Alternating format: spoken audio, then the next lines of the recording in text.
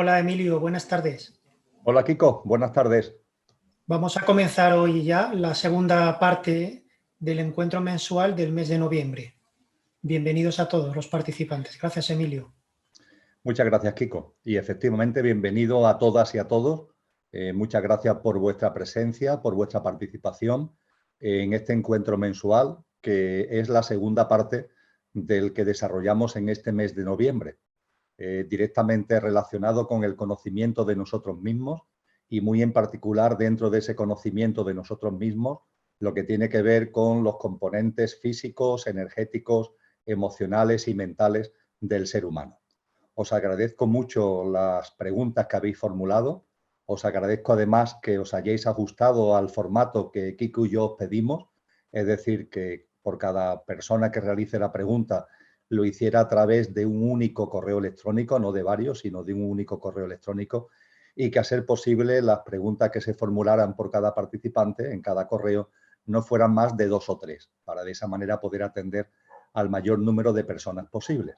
Finalmente han sido muchas las preguntas que nos han llegado y yo le he agrupado en 48 preguntas, en 48, que mañana Kiko además os enviará no la respuesta la voy haciendo ahora improvisándola entre comillas, oralmente, pero el contenido de las preguntas o de la síntesis de las preguntas que habéis realizado entre todos, os la remitirá mañana Kiko, como ya hizo con el texto base de la conferencia que sobre este asunto compartí hace exactamente 15 días. Pues bien, dentro de las preguntas que hemos recibido, dentro del agrupamiento que hemos hecho, como os comentaba, vamos a ceñirlo a 48 aspectos, a 48 puntos, que me he permitido a su vez agrupar en 10 grandes capítulos. Primero hablaremos de conocerse a sí mismo, si es posible. Ha habido varias preguntas con relación a esto. El segundo tema que abordaremos será todo lo relacionado con la personalidad, que también ha habido distintas preguntas sobre la materia. El tercer capítulo que abordaremos será la vida sencilla. El cuarto, el cuerpo físico y en particular algunas preguntas relativas a la alimentación. Después, en quinto lugar, hablaremos del cuerpo etérico, que ha habido un número de preguntas bastante significativo con relación al mismo. Después, en sexto lugar, hablaremos de los avances en la evolución consciencial y de las distorsiones emocionales y mentales, la que eso puede producir la pandemia y la relación con esa evolución en consciencia y la evolución en consciencia y las relaciones con los demás. En séptimo lugar, hablaremos del ámbito emocional. En octavo lugar, hablaremos del ámbito mental. En noveno, el tránsito y la reencarnación. Y por último, plan de vida, alma y espíritu. Aunque es cierto que este último capítulo, el 10, este último apartado que abordaremos, donde también ha habido bastantes preguntas, como ya comentaré en su momento, será precisamente objeto de lo que veamos en el encuentro mensual de diciembre, que precisamente se dirige a todo lo relacionado con el espíritu, con el alma, con el propósito de vida, con las almas individuales, con las almas grupales, con los pactos de amor entre almas, las almas denominadas gemelas, etcétera, etcétera. Con lo que este último capítulo, el 10º, servirá de puente precisamente para el encuentro mensual de diciembre, en su formato habitual de exposición, el primer jueves de diciembre, y de respuesta a preguntas el tercer jueves de diciembre. Pues bien, si os parece, entramos en materia y el primer apartado tiene que ver con conocerse a sí mismo. ¿Es posible? Nos dicen aquí distintas personas, lo sintetizo, ¿hasta qué punto el ser humano puede en realidad conocerse a sí mismo? Existen ciertos condicionamientos en nuestro cuaternario inferior que le restan libre albedrío. Pues sí, efectivamente, es cierto que en la vida cotidiana, en el mundo en el que estamos, hay circunstancias que interfieren, hay circunstancias que dificultan, hay circunstancias que hacen complicado, entre comillas, ese conocimiento de nosotros mismos, sin ningún tipo de duda. Pero, una cosa no quita la otra.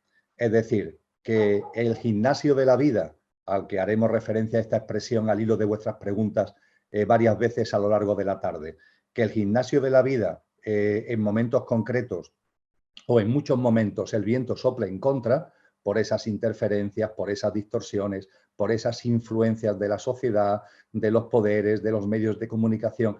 Eso nunca evitará nunca quitará la posibilidad de que el ser humano pueda conocerse a uno mismo, entendiendo por conocerse a uno mismo lo que es su núcleo duro. Es decir, el que la esencia de lo que somos se haga presente, la presencia de la esencia, entendiendo por esencia, como ya compartimos hace 15 días, lo imperecedero que hay en el ser humano, con el nombre que cada uno le quiera dar, la dimensión álmica espiritual de la que habla el cristianismo, la conciencia, el amor, la energía, la luz, la dimensión átmico-búdica del que habla el hinduismo, da igual el nombre. Esa parte imperecedera que hay en nosotros, el conocerse uno mismo, consiste en reconocerla, en tomar conciencia de su existencia y de que está ahí, que constituye nuestro verdadero ser, y hacerlo presente.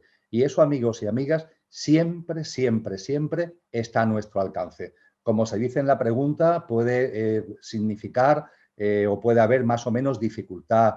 Las influencias externas pueden ponerlo más cuesta arriba, pero siempre está a nuestro alcance. Está a nuestro alcance confiando en la vida, con compromiso con nosotros mismos y con perseverancia, que como me habréis oído más de una vez, esta confianza en la vida, este compromiso con uno mismo y esta perseverancia es el significado precisamente del término fe. Esa fe de la que hablaba Cristo Jesús cuando nos decía: si tuvierais la fe del tamaño de un grano de mostaza, moveréis montaña y haríais lo mismo que yo, incluso más. Y cuando escarbamos en lo que es el sentido etimológico de esa fe, nos encontramos que es una expresión que viene del latín, pero que a su vez es una traducción del griego del término pistis pisteo, un término complejo, un término griego clásico complejo que tiene precisamente estos tres significados: confianza, compromiso y perseverancia. Confianza en la vida, sabiendo que la vida nos abraza, sabiendo que la vida está llena de causalidades, que la vida, todo lo que sucede tiene un sentido profundo para nuestro crecimiento personal, nuestro desarrollo en conciencia y nuestra evolución espiritual. Confianza en la vida, compromiso con nosotros mismos, para sacar de lo mejor de nosotros mismos y ponerlo al servicio de los demás. Ese es el amor a uno mismo, que es la base del amor al prójimo. Por eso decía Cristo Jesús: ama al prójimo como a ti mismo. Saca lo mejor de ti mismo, amándote, entre comillas, y ponlo al servicio de los demás. Y eso exige un compromiso con lo más íntimo y lo más verdadero que hay en nosotros mismos. Y, por supuesto, perseverancia. Y con confianza, compromiso y perseverancia, el camino del conocimiento de uno mismo se abre. Y la posibilidad de que la esencia se haga presente, la presencia de la esencia, también se pone de manifiesto. Y con relación a lo que es efímero en nosotros, como compartimos hace 15 días, la clave está en llevar una vida que propicie que nuestro mundo físico, energético, emocional y mental esté lo más equilibrado y armonizado posible, que haya el menor número de turbulencias y alteraciones posibles. E incluso cuando las circunstancias de la vida son adversas, el tener la serenidad y la calma necesaria para que ese equilibrio, para que esa armonización de estos componentes que son perecederos, pero que son importantes mientras que estamos encarnados en el plano humano, estén en ese equilibrio y estén en esa armonización. Y también, como compartimos hace 15 días, amigos y amigas, para que se haga presente la esencia, para impulsar la presencia de la esencia y para, en paralelo, que nuestro mundo emocional, mental, físico, energético esté lo más equilibrado y armonizado posible, ir avanzando en la desidentificación con nuestro pequeño yo, ir avanzando en la desidentificación con nuestro yo físico, energético, emocional y mental, tomando conciencia de que somos mucho más que eso, porque esos componentes son perecederos y nosotros, nuestra realidad y nuestro auténtico ser es absolutamente imperecedero. Entonces, ir dejando de identificarse, ir cesando en la identificación con el carnet de identidad, con la tarjeta de visita, con eso que vemos en el espejo, e ir percibiendo, ir tomando conciencia, ir haciendo presente lo que realmente somos. Ese es el camino. Y ese camino, amigos y amigas, siempre, siempre, siempre, con esa confianza, ese compromiso y esa perseverancia, siempre está a nuestro alcance. Por más que, como habéis planteado en vuestras preguntas, las circunstancias externas sean adversas. y a veces podamos percibir que de alguna forma limitan nuestra capacidad de libre albedrío. Pero con confianza, compromiso y perseverancia saltamos esas barreras y podemos llegar a ese conocimiento del que nos han hablado, como compartimos con detalle hace 15 días, tantos sabios y tantas sabias. El apartado segundo que habéis planteado en vuestras preguntas es el que he denominado la personalidad.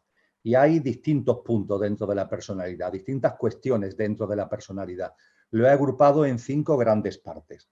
Lo primero que tenemos que hablar de la personalidad viene al hilo de una pregunta que habéis formulado que dice: en la constitución sextenaria del ser humano, ¿qué partes forman la personalidad? ¿Qué partes forman la personalidad? Pues bien, la personalidad es un término que desde el punto de vista de las tradiciones espirituales y desde el punto de vista de lo que es la consciencia, engloba lo perecedero que hay en la persona, lo perecedero que hay en vosotros y lo perecedero que hay en mí. Eso es la personalidad.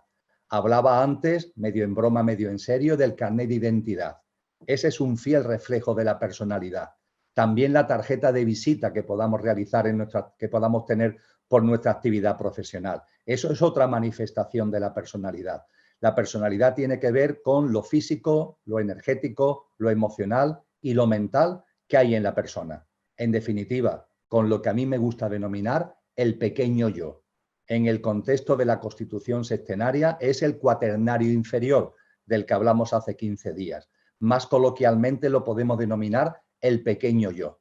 Es yo, pero es pequeño porque es efímero, porque es pasajero. Y también lo podemos denominar el coche en el que encarna eso imperecedero que hay en nosotros, que es el conductor, que es la esencia. Y por tanto, cuando hablamos de personalidad, hacemos referencia a lo transitorio, efímero y perecedero que hay en el ser humano, con estos 4 grandes componentes, que es el cuerpo físico denso, el cuerpo físico etérico, el ámbito emocional y el ámbito mental, y la personalidad que se asocia precisamente a estos componentes. Otra cuestión o cuestiones que habéis planteado en el ámbito de la personalidad dice lo siguiente: la personalidad, carácter, temperamento que tenemos en esta encarnación, ¿son perecederos? Pues por la respuesta que he dado a la cuestión anterior se deduce fácilmente la respuesta. Efectivamente, la personalidad, el carácter, el temperamento que tenemos en esta encarnación es perecedero o son perecederos. Esto, no obstante, amigos, merece la pena que hagamos, debido a la inteligencia de la pregunta, por decirlo de alguna forma, que hagamos un pequeño matiz. Sí es cierto que la personalidad se diluye. Con el fallecimiento físico muere lo físico. Como compartíamos hace 15 días, lo etérico se disuelve en 48, 72 horas después del fallecimiento físico. Y lo emocional y lo mental puede tardar más o menos en diluirse, habida cuenta de lo densificado que lo hayamos convertido por nuestra vida física, y en ese espacio intermedio entre el plano físico y el plano de luz, que es el tránsito, ese tránsito está precisamente para que esos componentes emocionales y mentales se vayan diluyendo, porque al plano de luz solamente entra nuestro trinario superior, lo imperecedero de lo que somos. Pues bien, en ese contexto, la personalidad se disuelve entre el fallecimiento físico, la disolución de lo etérico, y en el tránsito, la disolución de lo emocional y de lo mental, la personalidad se disuelve, porque es perecedera. Sí es verdad que el carácter puede llegar a marcarnos tanto, el tipo de carácter que tengamos, da igual el calificativo que le pongamos, de positivo o de negativo, puede marcarnos tanto que de alguna forma se siga haciendo presente en la siguiente encarnación. Eso no se puede descartar. Hay hábitos de vida que calan tanto, que llegan tan dentro, que es como si de alguna forma impregnaran a la propia alma. No es que la interfieran, no es que la afecten, pero es como si acompañaran al alma en su siguiente encarnación. Por eso, amigos y amigas, a lo que encarna de vida en vida, las tradiciones serias no lo denominan alma, lo denominan cuerpo causal, siendo cierto que el cuerpo causal tiene ahí el alma individualizada que hace su camino de autorrealización en consciencia. pero al alma individual en ese camino de cadena de vida, de reencarnaciones, lo acompañan las relaciones de causa y efecto, lo que los orientales llaman el karma, tal como estuvimos comentando hace 15 días, y también si el carácter se ha calado mucho en lo que ha sido la forma de vida anterior, la encarnación anterior, de alguna manera puede manifestarse en la siguiente. Os pongo un ejemplo, muy sencillo, y es un ejemplo además que he tenido oportunidad personalmente de comprobarlo, no de experimentarlo personalmente, pero sí de comprobarlo con buenos amigos.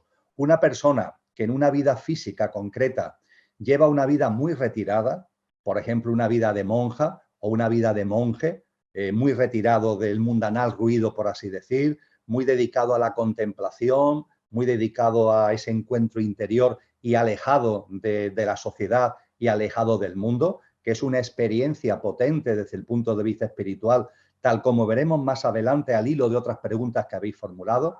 Pues bien, cuando un alma encarnada en su vida física desarrolla una vida de estas características de retiro, de contemplación, cuando en la siguiente encarnación ese alma vuelve a encarnar y ya por su camino ya no quiere seguir una vida de retiro, ya de alguna forma lo que quiere es lo que ha sacado, el fruto que ha obtenido de esa vida de retiro, de contemplación, es llevarlo a la práctica en la vida cotidiana, en el gimnasio de la vida. Pues bien, en esa siguiente vida tiene como una especie todavía de resistencia, de reminiscencia, sería la palabra, y a esa persona, por lo menos durante una época de su vida, le cuesta relacionarse con los demás. Quiere relacionarse con los demás, pero tiene una cierta dificultad para esa relación. Y puede buscar temas psicológicos y de los componentes efímeros, emocionales y mentales. Pero a veces la razón es más profunda. La razón tiene que ver con que en una vida anterior, toda una vida ha sido una vida de retiro.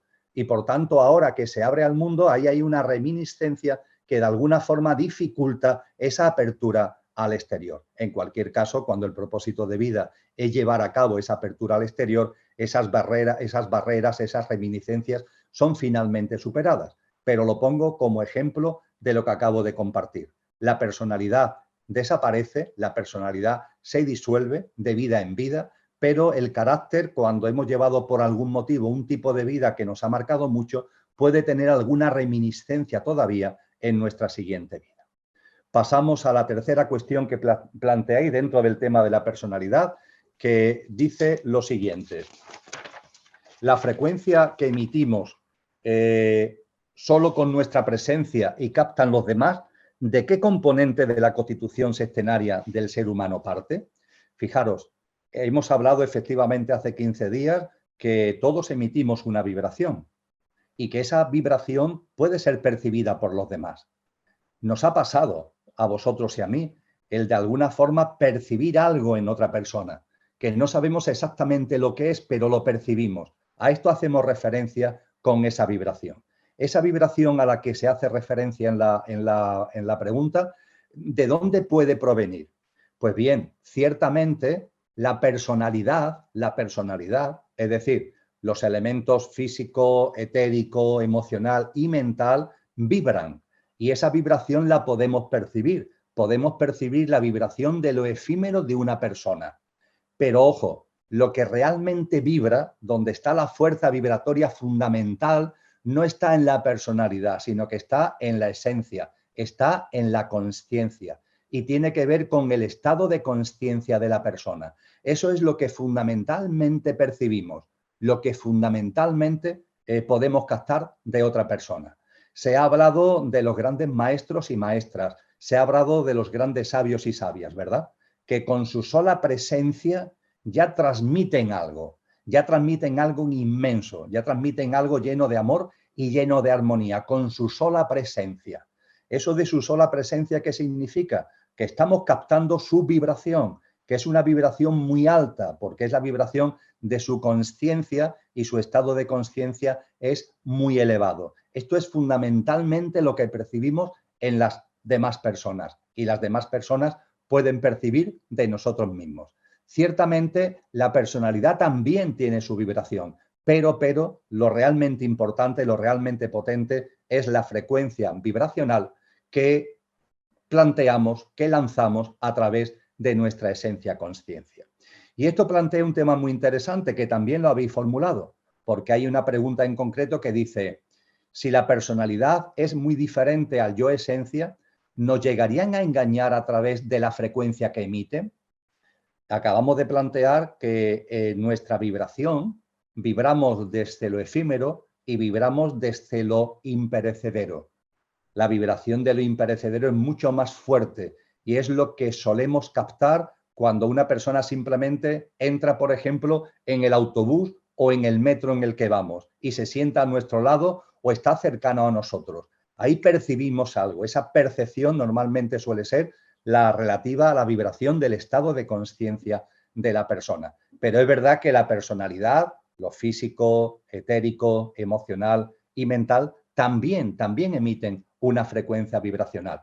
Y dice aquí esta persona que hace la pregunta, ¿nos pueden engañar a través de esto? Es decir, lo que una persona puede usar su frecuencia vibracional como personalidad para influir en nosotros y que nosotros creamos que nos está influyendo desde algo más potente, desde algo más permanente, más relacionado con la conciencia y con la esencia.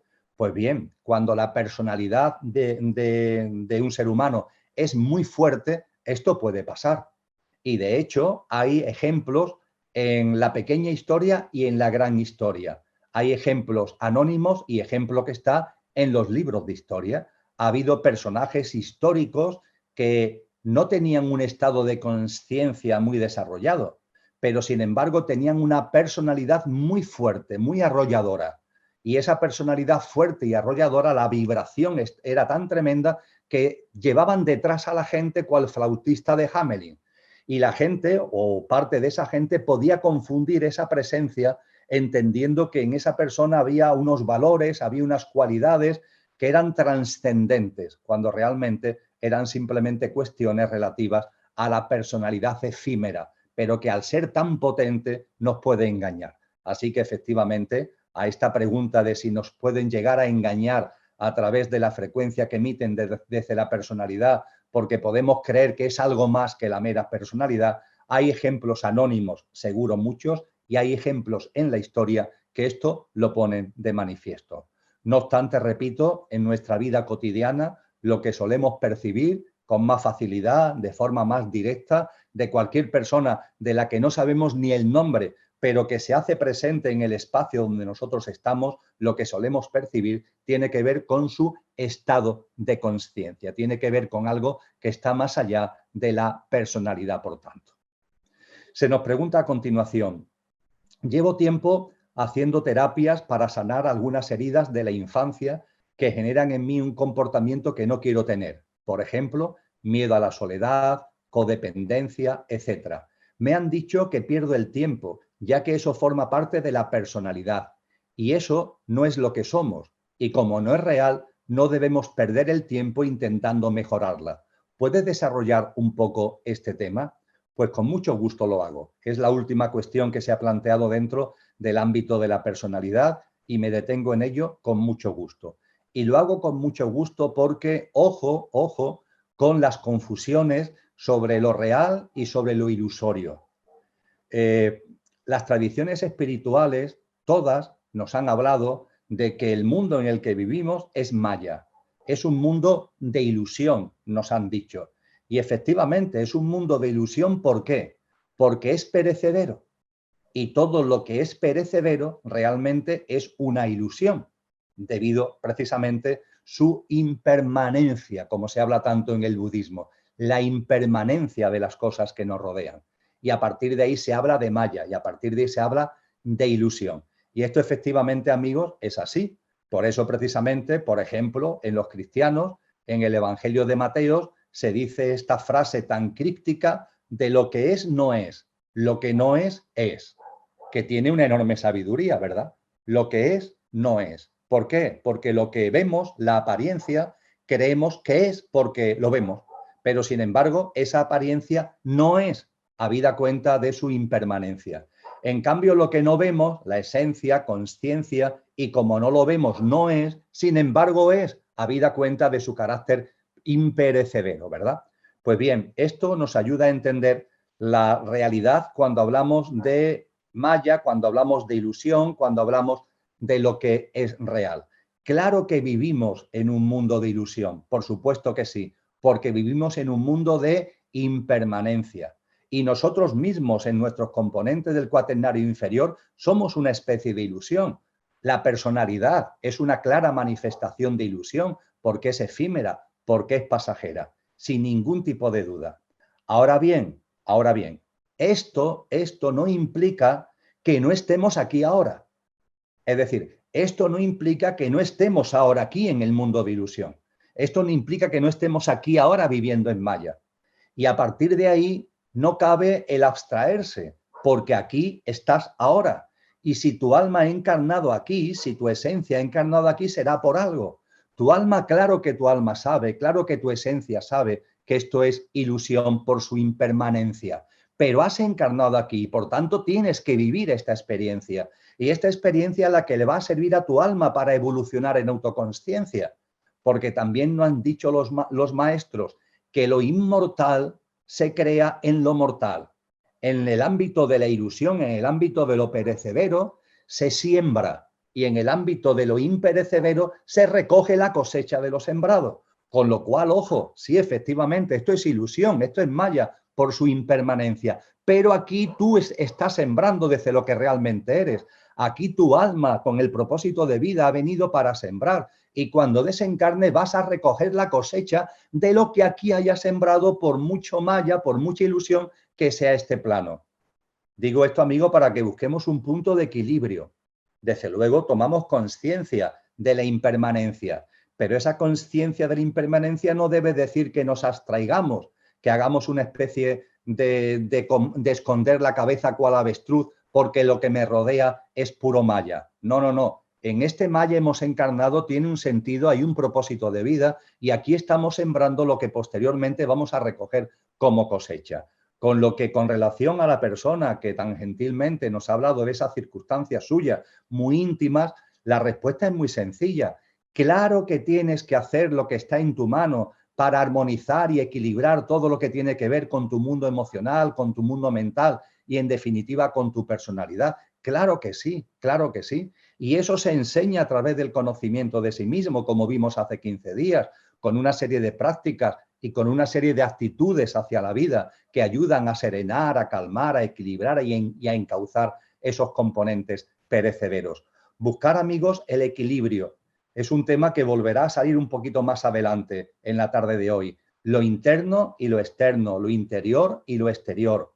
Tenemos dos ojos, tenemos dos piernas, y nadie nos obliga a ir tapándonos la vida, tapándonos un ojo. Nadie nos obliga a ir por la vida a patita coja, ¿no? Utilizamos las dos piernas, utilizamos los dos ojos. Lo mundano y lo espiritual y lo mundano, todo tiene su sitio. La consciencia de lo impermanente, la consciencia de lo imperecedero, la interrelación que hay, porque yo, esencia, estoy aquí encarnado en este mundo que es de apariencia, pero estoy aquí viviendo, y esta vida hay que vivirla.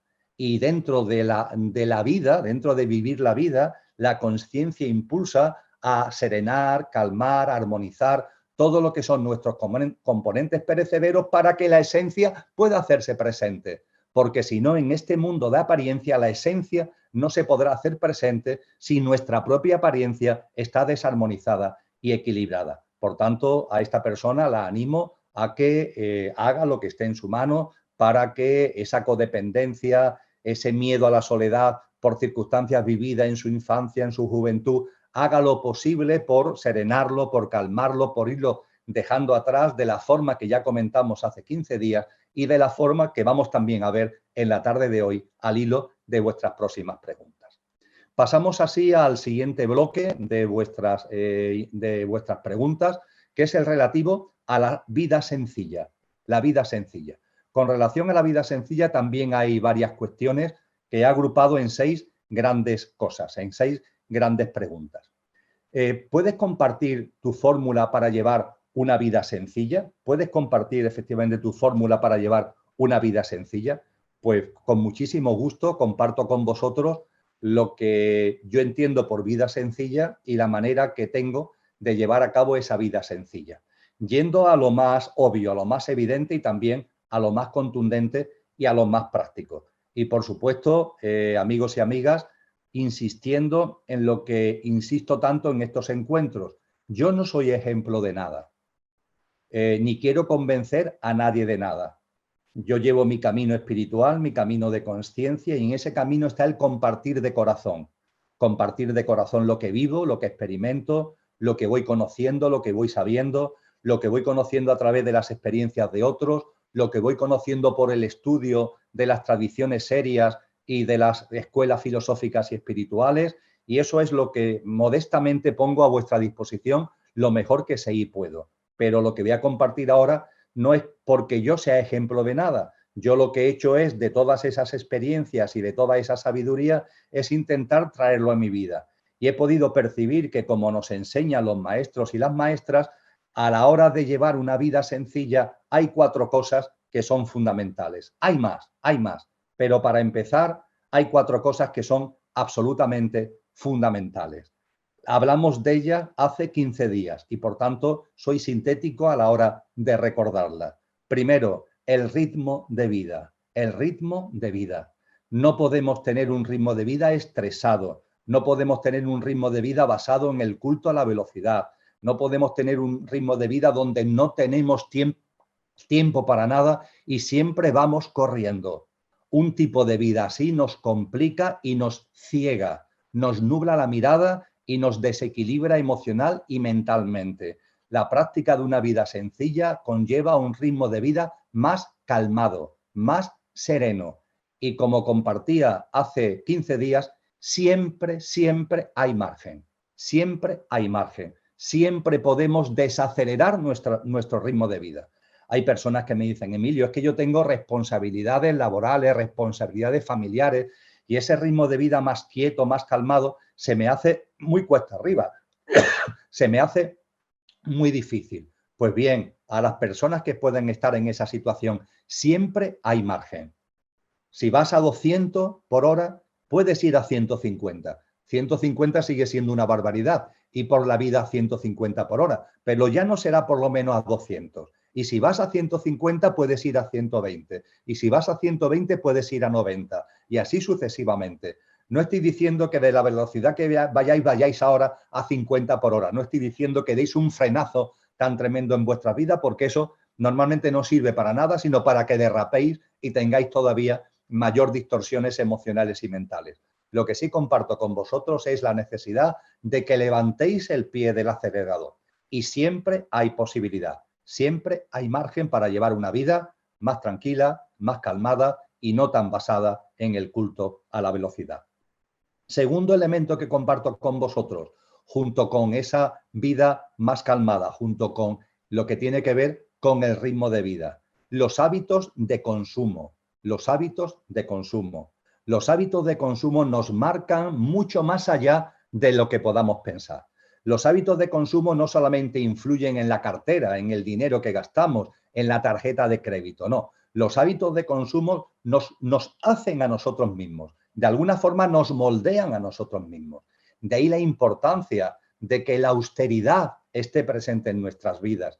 Una forma de vida austera, que no esté basada en el consumismo ciego, en el consumismo incesante. Y si con relación al ritmo de vida más tranquilo, más lento, la palabra lentitud hoy día es una palabra que tiene una connotación negativa, cuando la realidad es que es un término maravilloso porque las cosas, para hacerlas bien hay que hacerlas lentamente. Pues bien, de la misma manera, en el ámbito del consumo, si la lentitud está mal vista, en el ámbito del ritmo de vida, en el ámbito del consumo está mal visto el término austeridad. Sin embargo, para que avancemos en la vida sencilla, esa austeridad tiene que estar en nuestra vida. Tenemos que ser conscientes de que tenemos necesidades artificiales y, por tanto, falsas, que debemos ir podando de nuestro día a día y basarnos y quedarnos fundamentalmente en las necesidades que de verdad son necesidades, las necesidades básicas. Y parafraseando a Francisco de Asís, no vivir creyendo que necesitamos mucho y lo mucho que necesitamos lo necesitamos mucho, sino vivir en el convencimiento, que es lo real, de que necesitamos poco y lo poco que necesitamos lo necesitamos poco. Esto es otro pilar fundamental de un ritmo de vida, perdón, de una vida más sencilla. Una vida más sencilla que también conlleva y también significa una vida más alegre. Como tercer componente, junto con el ritmo de vida y junto con nuestros hábitos de consumo, tercer componente fundamental de una vida sencilla, las relaciones con los demás. ¿Cómo nos relacionamos con los demás? La relación con los demás en demasiadas ocasiones está presidida por el deseo de control, por el deseo de tener la razón, por el deseo de imponer mis criterios y mi forma de ver las cosas a los demás, intentando que el otro piense como yo, intentando convencerlo. No nos conformamos con exponer nuestro punto de vista, sino que cuando el del otro no coincide con el nuestro, queremos convencerlo. Y aparece ahí nuestro ego. Tenemos que reconocer que es así, intentando imponer, intentando dominar, intentando controlar. La vida sencilla significa también ir dejando esto atrás. Significa una relación con los demás que esté basado, faltaría más, en que tus criterios, tu discernimiento, lo pones por delante. Claro que sí, es como tú ves las cosas y es legítimo que lo expongas. Pero ojo, esa legitimidad y ese derecho también lo tiene el otro. Por tanto, establece una relación con el otro que se base en los puntos de encuentro, que se base en el respeto, que se base en la tolerancia y que se base, amigos y amigas, en la ternura, lentitud, ritmo de vida, austeridad, hábitos de consumo y ternura en las relaciones con los demás. Y estos tres términos, todo lo que tiene que ver con la lentitud, con la austeridad y con la ternura, estas tres palabras tenemos que reconocer que en nuestra sociedad actual las tiene como ninguneadas, como descalificadas, y tenemos que volver a ponerla en valor. Y desde luego, el cuarto pilar, la naturaleza, el acercamiento a la naturaleza. Una vida sencilla tiene que ir ineludiblemente ligada a un mayor contacto con la naturaleza, cada uno dentro de sus posibilidades.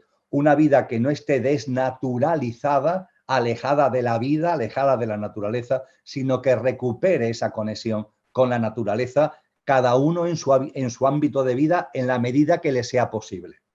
Esos son los elementos fundamentales que comparto con vosotros acerca de una fórmula para llevar una vida sencilla. Se me pregunta a continuación, también es una pregunta personal, ¿utilizas alguna técnica para mantener la concentración en el presente cuando estás haciendo tareas rutinarias? Es que en esos casos es cuando más se va la mente al pasado y al futuro.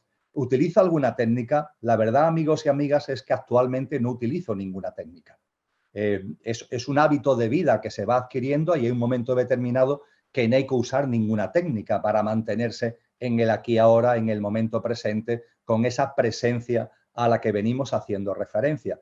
Pero mirando hacia atrás, es verdad que hace un tiempo sí utilizaba unas técnicas para mantenerme en ese aquí y ahora.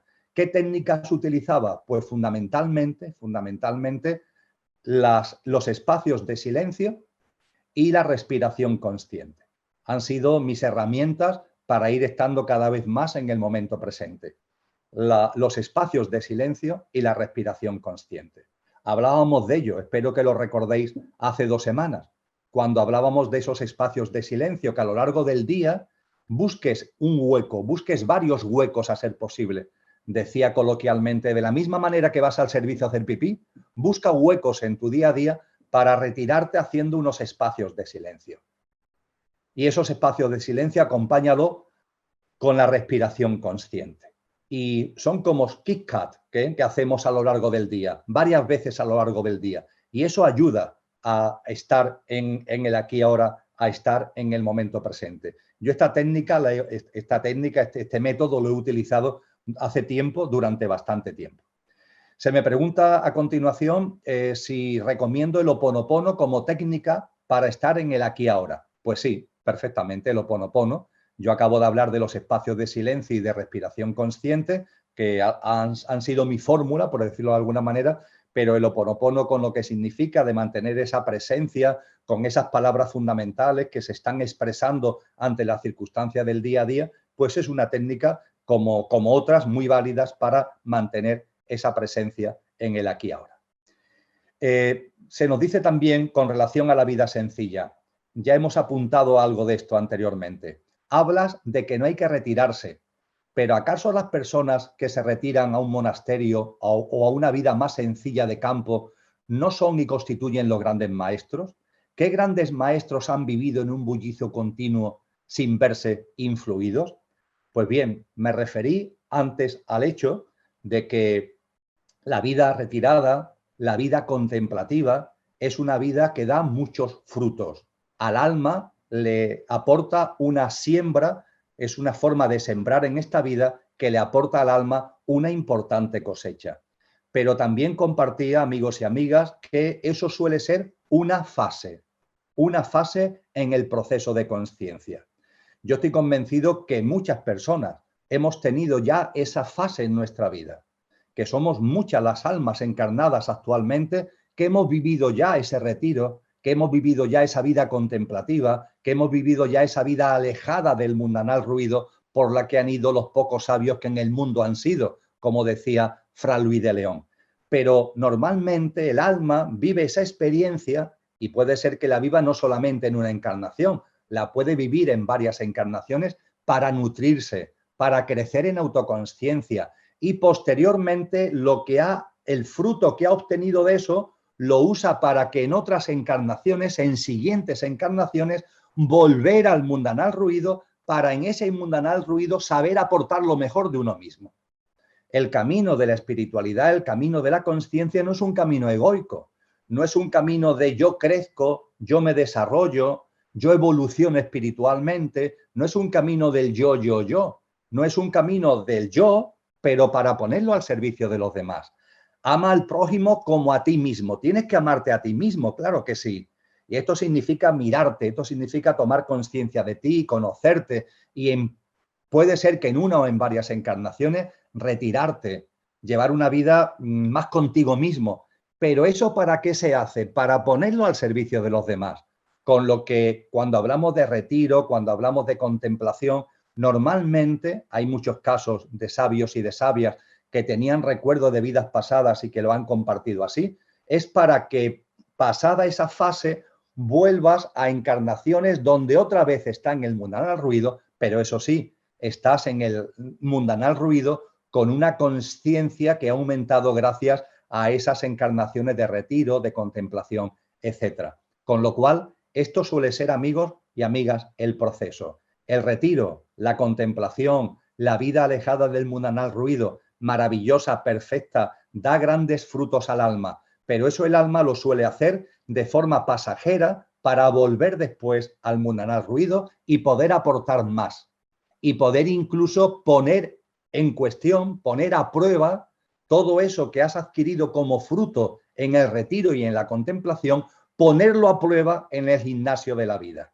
Porque puede ser, hay algunas películas orientales que esto lo ejemplifican muy bien, que en tu vida retirada, en tu vida monacal, en tu vida aislada, hayas tenido una serie de percepciones, hayas avanzado en el camino de la meditación, te hayas serenado emocionalmente y mentalmente, pero ojo, claro, cuando sales de las puertas del monasterio, la vida es otra cosa y es un gimnasio, es un campo de prueba, es la prueba del algodón para ver si de verdad has serenado tu mundo emocional o era simplemente una serenidad provisional porque como estabas entre algodones no había distorsiones. En cuanto que vuelves a la vida cotidiana, otra vez están ahí las circunstancias de la vida y lo que tú creías que era serenidad se convierte en nuevas turbulencias. El gimnasio de la vida es la prueba del algodón.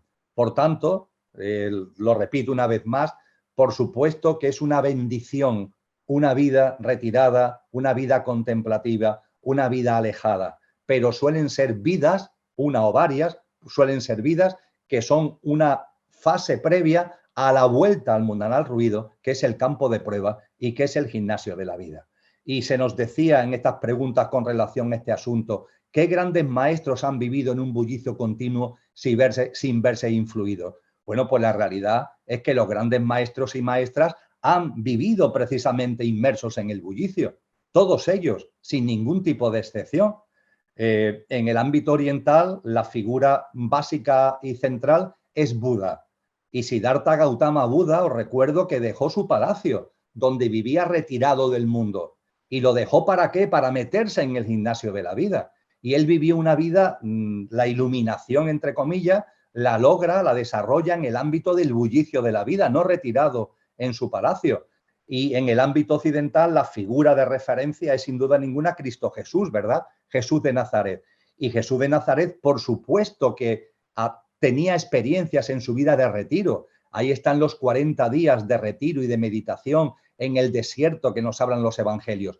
Pero eso, ¿cuándo lo lleva a cabo Jesús? Antes de lanzarse a la vida pública, antes de empezar una vida pública que, como he compartido en más de una charla, un psicólogo actual lo calificaría prácticamente de hiperactivo, porque no paraba de ir de un sitio a otro, dando su mensaje, ofreciendo sus enseñanzas y su sabiduría, dándose a sí mismo en su vida y en su obra. Y podemos seguir hablando de otros maestros, no sé si de tanto nivel o de menor nivel, y nos encontramos exactamente con lo mismo. Me da igual que hablemos de Zoroastro o que hablemos de Pitágoras, me da igual que hablemos de Platón o que hablemos de Leonardo da Vinci. Todas son personas que han vivido en el mundanal ruido y que han tenido la capacidad, por supuesto, eso sí, de vivir ese mundanal ruido, de vivir ese movimiento sin perder la conexión con su quietud. Esto que decíamos también hace 2 semanas, que tu movimiento, porque aquí estamos para movernos, si no, no hubiéramos encarnado, pero que nuestro movimiento sea un resplandor de nuestra esencia, de esa quietud íntima, de esa serenidad, de todos esos grandes componentes que son nuestra verdadera esencia. Hay otra cuestión que tiene que ver con esto porque se plantea, por un lado, escuchándote me llega el mensaje de detenerse para observar, aceptar lo que la vida trae, sabiendo que hay algo mayor, etcétera, etcétera. Pero al mismo tiempo he escuchado en otros caminos mucho la idea de co-crear mi vida, de focalizar en ir construyendo mi propia realidad. ¿Cómo equilibro lo uno y lo otro? Mirad, amigos, hablaba antes de que con el tema de la ilusión de Maya hay mucha confusión en el mundo de la consciencia y que teníamos que buscar la verdadera sabiduría, dándonos cuenta de que aquí vivimos en la impermanencia, pero estamos viviendo en esta impermanencia y lo que sembramos en esta impermanencia es lo que recogemos como cosecha desde nuestros componentes imperecederos cuando desencarnamos. Pues bien, también hay mucha confusión cuando se habla de co-crear. ¿Qué es eso de co-crear? ¿Somos de verdad co-creadores? ¿Podemos co-crear la realidad en la que vivimos? La respuesta nos la han dado los sabios. Sin duda ninguna, sí. Sin duda ninguna, sí. Claro que tenemos esa capacidad de co-creación. Claro que tenemos esa capacidad de coarticulación de la vida desde nuestra propia vida. Pero ojo, ojo, y ahí es donde viene la confusión. Eso no se hace desde la personalidad. Eso no se hace desde lo perecedero. La capacidad de co-creación la tenemos en nuestros componentes imperecederos, en nuestra esencia, en nuestra dimensión álmica y espiritual. Esa dimensión sí que es co-creadora de la realidad, pero no la personalidad. Y cuántas cosas leo, cuántas cosas oigo, cuántas cosas leéis, cuántas cosas escucháis que nos están diciendo que podemos crear la realidad, que podemos co-crear la realidad, que podemos influir en la realidad desde nuestra personalidad. Y eso simplemente, amigos, es una quimera, simplemente una quimera, es un engaño. La capacidad co-creadora la tenemos los seres humanos, por supuesto, pero la tenemos en nuestra esencia. Y la tenemos en la medida en que nuestra esencia va haciéndose presente. La presencia de nuestra esencia es la que permite co-crear la realidad. De hecho, la presencia de nuestra esencia, que es ni más ni menos que el fruto que va dando el camino de la consciencia y el sendero espiritual, la presencia de nuestra esencia genera, abre, para ser más exacto, despierta potencialidades que todos tenemos. El camino espiritual, el avance por el sendero de la consciencia, hace que capacidades que todos tenemos durmientes, latentes, se hagan patentes. A los más interesados a este respecto, les aconsejo leer la sección de los Yoga Sutras de Patanjali, de ese librito que no es muy largo, pero es de una enorme intensidad, los Yoga Sutras de Patanjali, el libro que es la base de todas las escuelas de yoga que hay actualmente en el mundo, un libro que en el siglo II recogió toda la maestría del yoga que venía de muchos siglos atrás, tiene una sección dedicada a los siddhis, a los siddhis. Los siddhis son las capacidades que tenemos todos los seres humanos y que están durmientes. Y se nos dice también cómo hacerlos patentes, que lo que está latente se haga patente, porque esos siddhis, esas capacidades se pueden activar, se pueden sacar de su adormecimiento.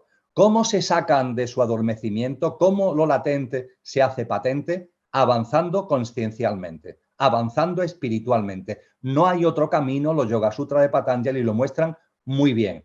Y en la sección de los siddhis de los Yoga Sutras de Patanjali hay una relación completa de 25 siddhis, de 25 capacidades que van despertando en el ser humano, que están ahí, pero están como dormidos y que van despertando en el ser humano, no desde su personalidad, sino en la medida en la que va avanzando desde su esencia, en la medida en que la esencia se va haciendo presente.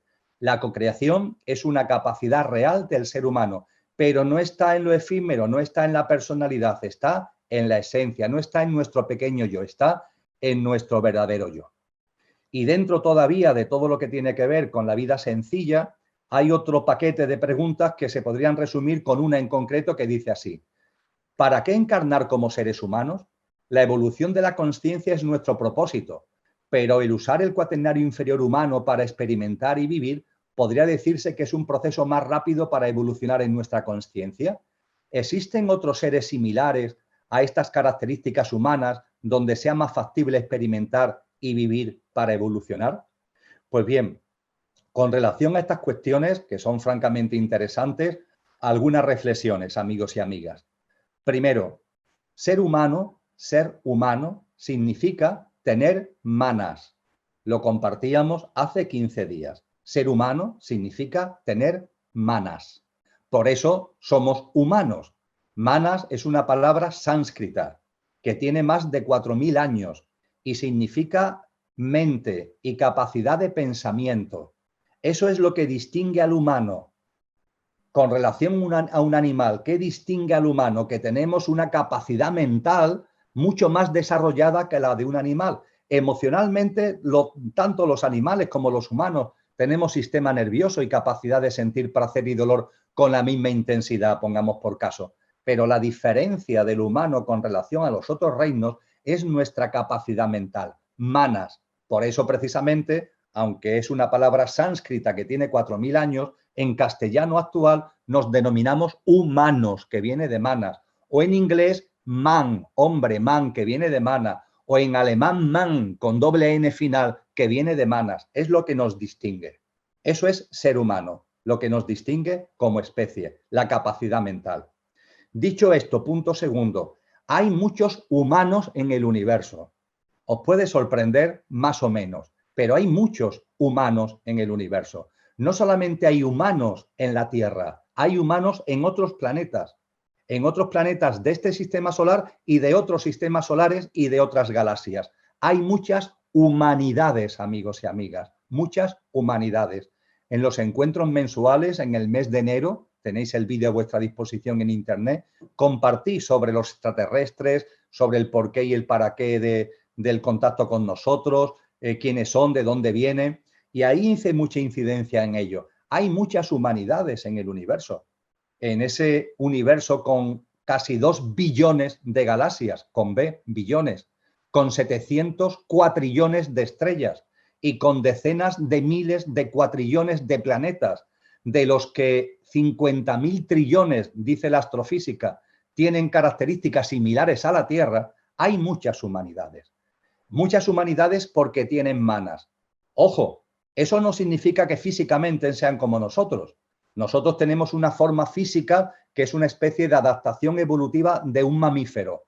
Habrá otros humanoides, hay otros humanoides que también proceden de lo que aquí llamamos mamíferos o que proceden de formas físicas evolutivas reptilianas o que proceden de formas de vida de insectos y sus formas físicas pueden ser muy diferentes. Pero ¿en qué nos asemejamos? ¿Qué tenemos como eso en común? Manas. Por tanto, manas es lo que distingue al humano y hay muchas humanidades más allá de su apariencia física en muchos puntos del universo. Pues bien, todas las humanidades, por supuesto incluida la nuestra, sigue un mismo patrón. Y en todas las humanidades está este ciclo al que se ha hecho referencia en vuestras preguntas.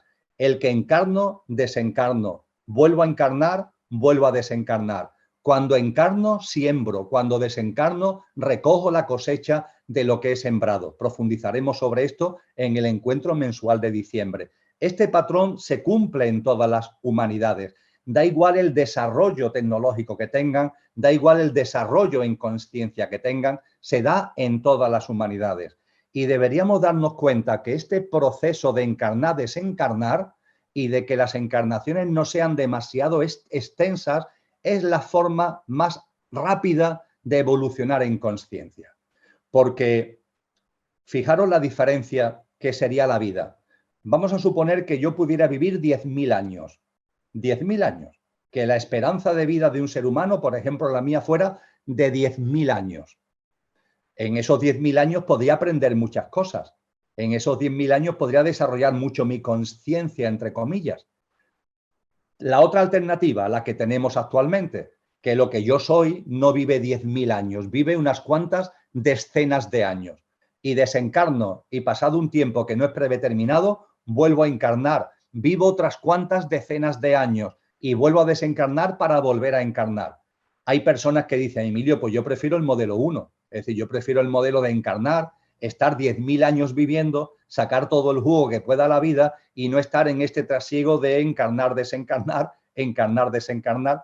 Y efectivamente puede ser que pensado con lógica así a bote pronto, desde la mente concreta más que desde la mente abstracta, podamos decir, pues yo prefiero ese vivir 10.000 años, pero reflexionar al respecto, porque realmente el camino de la conciencia se hace más rápido, entre comillas, se saca más jugo a la vida cuando tú vas encarnando y desencarnando. ¿Por qué? Porque si yo vivo 10.000 años, yo siempre sería Emilio. Yo siempre habría nacido de los mismos padres, tendría la misma familia, tendría los mismos condicionantes culturales de donde he crecido, donde me he desarrollado como niño, como adolescente, como joven, donde he madurado, y eso ya me acompañaría para siempre. Y eso no se eliminaría, todas esas relaciones familiares, todos esos anclajes antropológicos y sociológicos, eso me acompañarían de toda la vida. En cambio, cuando encarnamos, desencarnamos, tenemos la posibilidad de que cambia todo. Cambian nuestros padres, cambian nuestra familia, cambian la época, cambia el lugar geográfico, todo cambia, cambia la cultura en la que nacemos. Y eso posibilita que la conciencia se expanda, que el camino de la conciencia tenga unas posibilidades de avance que no se tienen cuando se viven 10.000 años. Es lo que puedo compartir con relación a esta cuestión tan interesante que habéis planteado. Pasamos al siguiente bloque, al bloque cuarto de las muchas preguntas que habéis enviado, que tiene que ver con el cuerpo físico y más en concreto con la alimentación. Hay una cuestión que dice, desde tu experiencia, ¿está preparado el cuerpo físico para dejar de comer carne de animales sin necesidad de ningún tipo de suplemento que la sustituya? Desde mi experiencia, por supuesto que sí. Por supuesto que sí. Hay muchas personas que en su vida han comido carne. Yo tengo amigos aquí en España que desde que eran pequeños han tenido un rechazo natural hacia la carne, que la carne no la han podido ingerir, posiblemente porque traían detrás muchas vidas donde habían llevado ya una vida de una alimentación vegetariana y no han comido carne nunca. Y conozco un buen número de personas aquí entre nosotros que no han comido carne nunca. Yo hace muchos años que no como carne y no me he preocupado ahí de buscar a ver qué nutriente puedo tener porque las proteínas de la carne. No, lleva una alimentación sana que, como decíamos hace 2 semanas, que sea una alimentación viva. Y con esa alimentación viva vas a tener todos los nutrientes necesarios para poder desarrollar con vitalidad tu día a día. Con la fruta, con los frutos secos, con las verduras, con las hortalizas, con todo lo que ofrece la naturaleza y que podemos acercarnos a ella y podemos hacer nuestro, y son alimentos vivos, no alimentos muertos. Por supuesto, a esta pregunta, si está preparado el cuerpo físico para vivir con intensidad, con energía, con vitalidad sin comer carne, la respuesta es categóricamente sí. Y hay muchísima información al respecto en las redes de muchos casos que con mucha precisión podéis, y ahora no tenemos tiempo de entrar en detalle, pero podéis encontrarlo tranquilamente en la red. Ligado a esto hay una persona que me pregunta cómo puedo hacer para dejar de comer pescado. Dice que la carne siempre le ha dado asco, pero que sin embargo el pescado le resulta complicado de dejar, que le apetece mucho tomar pescado. Vamos a ver, amigos y amigas. La clave está en la toma de conciencia. Los hábitos de vida se transforman a través de la toma de conciencia. Si no hay toma de conciencia, no hay modificación de hábitos. En el campo de la alimentación, la toma de conciencia tiene dos patas fundamentales, tiene dos grandes pilares. En el ámbito de la alimentación, la toma de conciencia tiene dos grandes pilares. El primero, el darte cuenta de que tu cuerpo lo estás construyendo continuamente con lo que metes en tu cuerpo a través de la alimentación y la bebida. Toma conciencia de eso. Tomas conciencia, como comentábamos hace 2 semanas, de que hay alimentos con mayor vibración y con menor vibración, los alimentos muertos.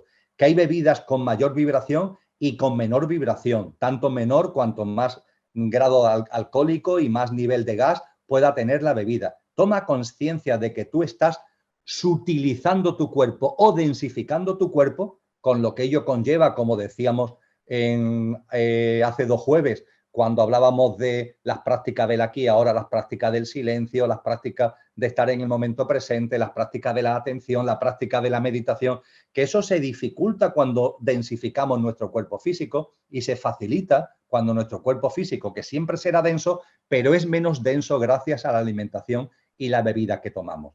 Primer pilar sobre el que tenemos que tomar conciencia acerca de nuestra alimentación. Y segundo pilar, la compasión. La compasión. El alimentarme, el tomar conciencia de que hay algo en mi ser que me lleva a alimentarme sin hacer daño a otras formas de vida. Sin hacer daño a otras formas de vida. ¿Por qué tengo que nutrirme haciendo daño a otras formas de vida? A formas de vida que tienen también sistema nervioso, que tienen la misma capacidad de placer y dolor como lo tengo yo, que es el caso de los animales y de muchos pescados. ¿Por qué? ¿Por qué? Si hay otras muchas, hay otras variantes alimenticias, hay otras muchas posibilidades a mi alcance. Quizás en épocas pasadas no se tenían esas posibilidades, hoy la tenemos delante. Y la toma de conciencia sobre el no daño y sobre la compasión universal. Es el segundo pilar cuando hablamos de alimentación y toma de conciencia. Cuando has tomado conciencia sobre estos dos pilares, has abierto la puerta a que cambien tus hábitos y en este caso tus hábitos alimenticios.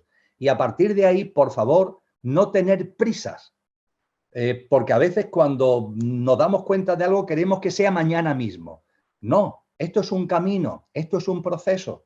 ¿Estás comiendo carne? Bueno, pues empieza a comer menos carne. ¿Estás comiendo pescado? Empieza a comer menos pescado. Pero que sea un proceso que tú puedas gestionar bien, que no sea un proceso forzado, porque el proceso cuando se fuerza finalmente se revuelve como un boomerang. Y he conocido a personas que han vivido esa experiencia de intentar forzarlo y hay una especie de descarrilamiento y en lugar de seguir avanzando hay una vuelta atrás. Tomar conciencia en el ámbito de la alimentación sobre estos dos pilares y poneros en el camino. Y a esta persona que me dice que el pescado le cuesta trabajo dejarlo, no pasa nada. Tú sigues ahí en tu punto de conciencia, sigue con esa conciencia a flor de piel y tú verás como poco a poco esas dosis de pescado van a ir minorando en tu día a día. Él me dice aquí que 4 días que no puede estar 4 días sin comer pescado. Bueno, pues tú tómalo al 4.º día y tú verás como sin forzarlo, pero desde la toma de conciencia, poco a poco irás espaciando más también el consumo de pescado. Y cada vez habrá en tu vida una mayor presencia de la vida vegetariana. Es así, hemos hablado de la alimentación, pero llevarlo a todos los ámbitos de la vida, es así como se cambian los hábitos de vida. Los hábitos de vida que nos están dañando, los hábitos de vida que nos están dificultando, los hábitos de vida que nos están generando alteraciones y turbulencias, se transforman a través de la toma de conciencia. Y una vez que tomas conciencia sobre el asunto, se abren las puertas y se va avanzando sin forzar, de una manera que podríamos denominar natural. Pasamos al quinto paquete de las cuestiones que habéis planteado, que es con relación al cuerpo etérico. Habéis hecho muchas preguntas con relación al cuerpo etérico. Intento sintetizarlas e intento también sintetizar mis respuestas. Se nos dice, ¿cómo puedo aprender a percibir el cuerpo etérico? es el que más me cuesta hacerme consciente. Pues mirad, el cuerpo etérico se percibe de una forma muy sencilla, por nuestra fuerza de vida, por la vitalidad, por tu estado de ánimo. Esa es la mejor forma de percibir tu cuerpo etérico. Y la calidad y la condición de tu cuerpo etérico. ¿Cómo te encuentras?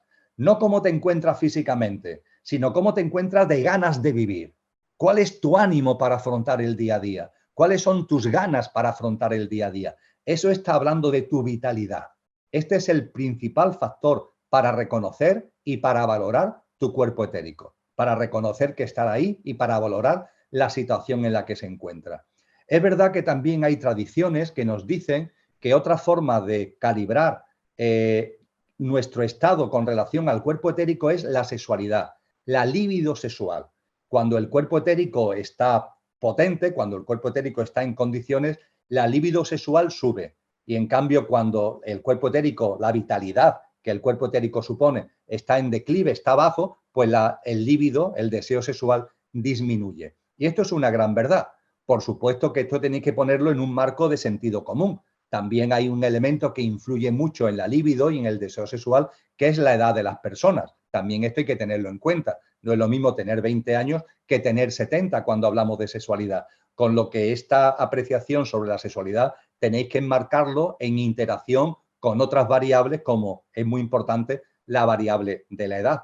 Pero es otra manifestación de esa vitalidad mayor o menor que pueda haber en ti o en mí.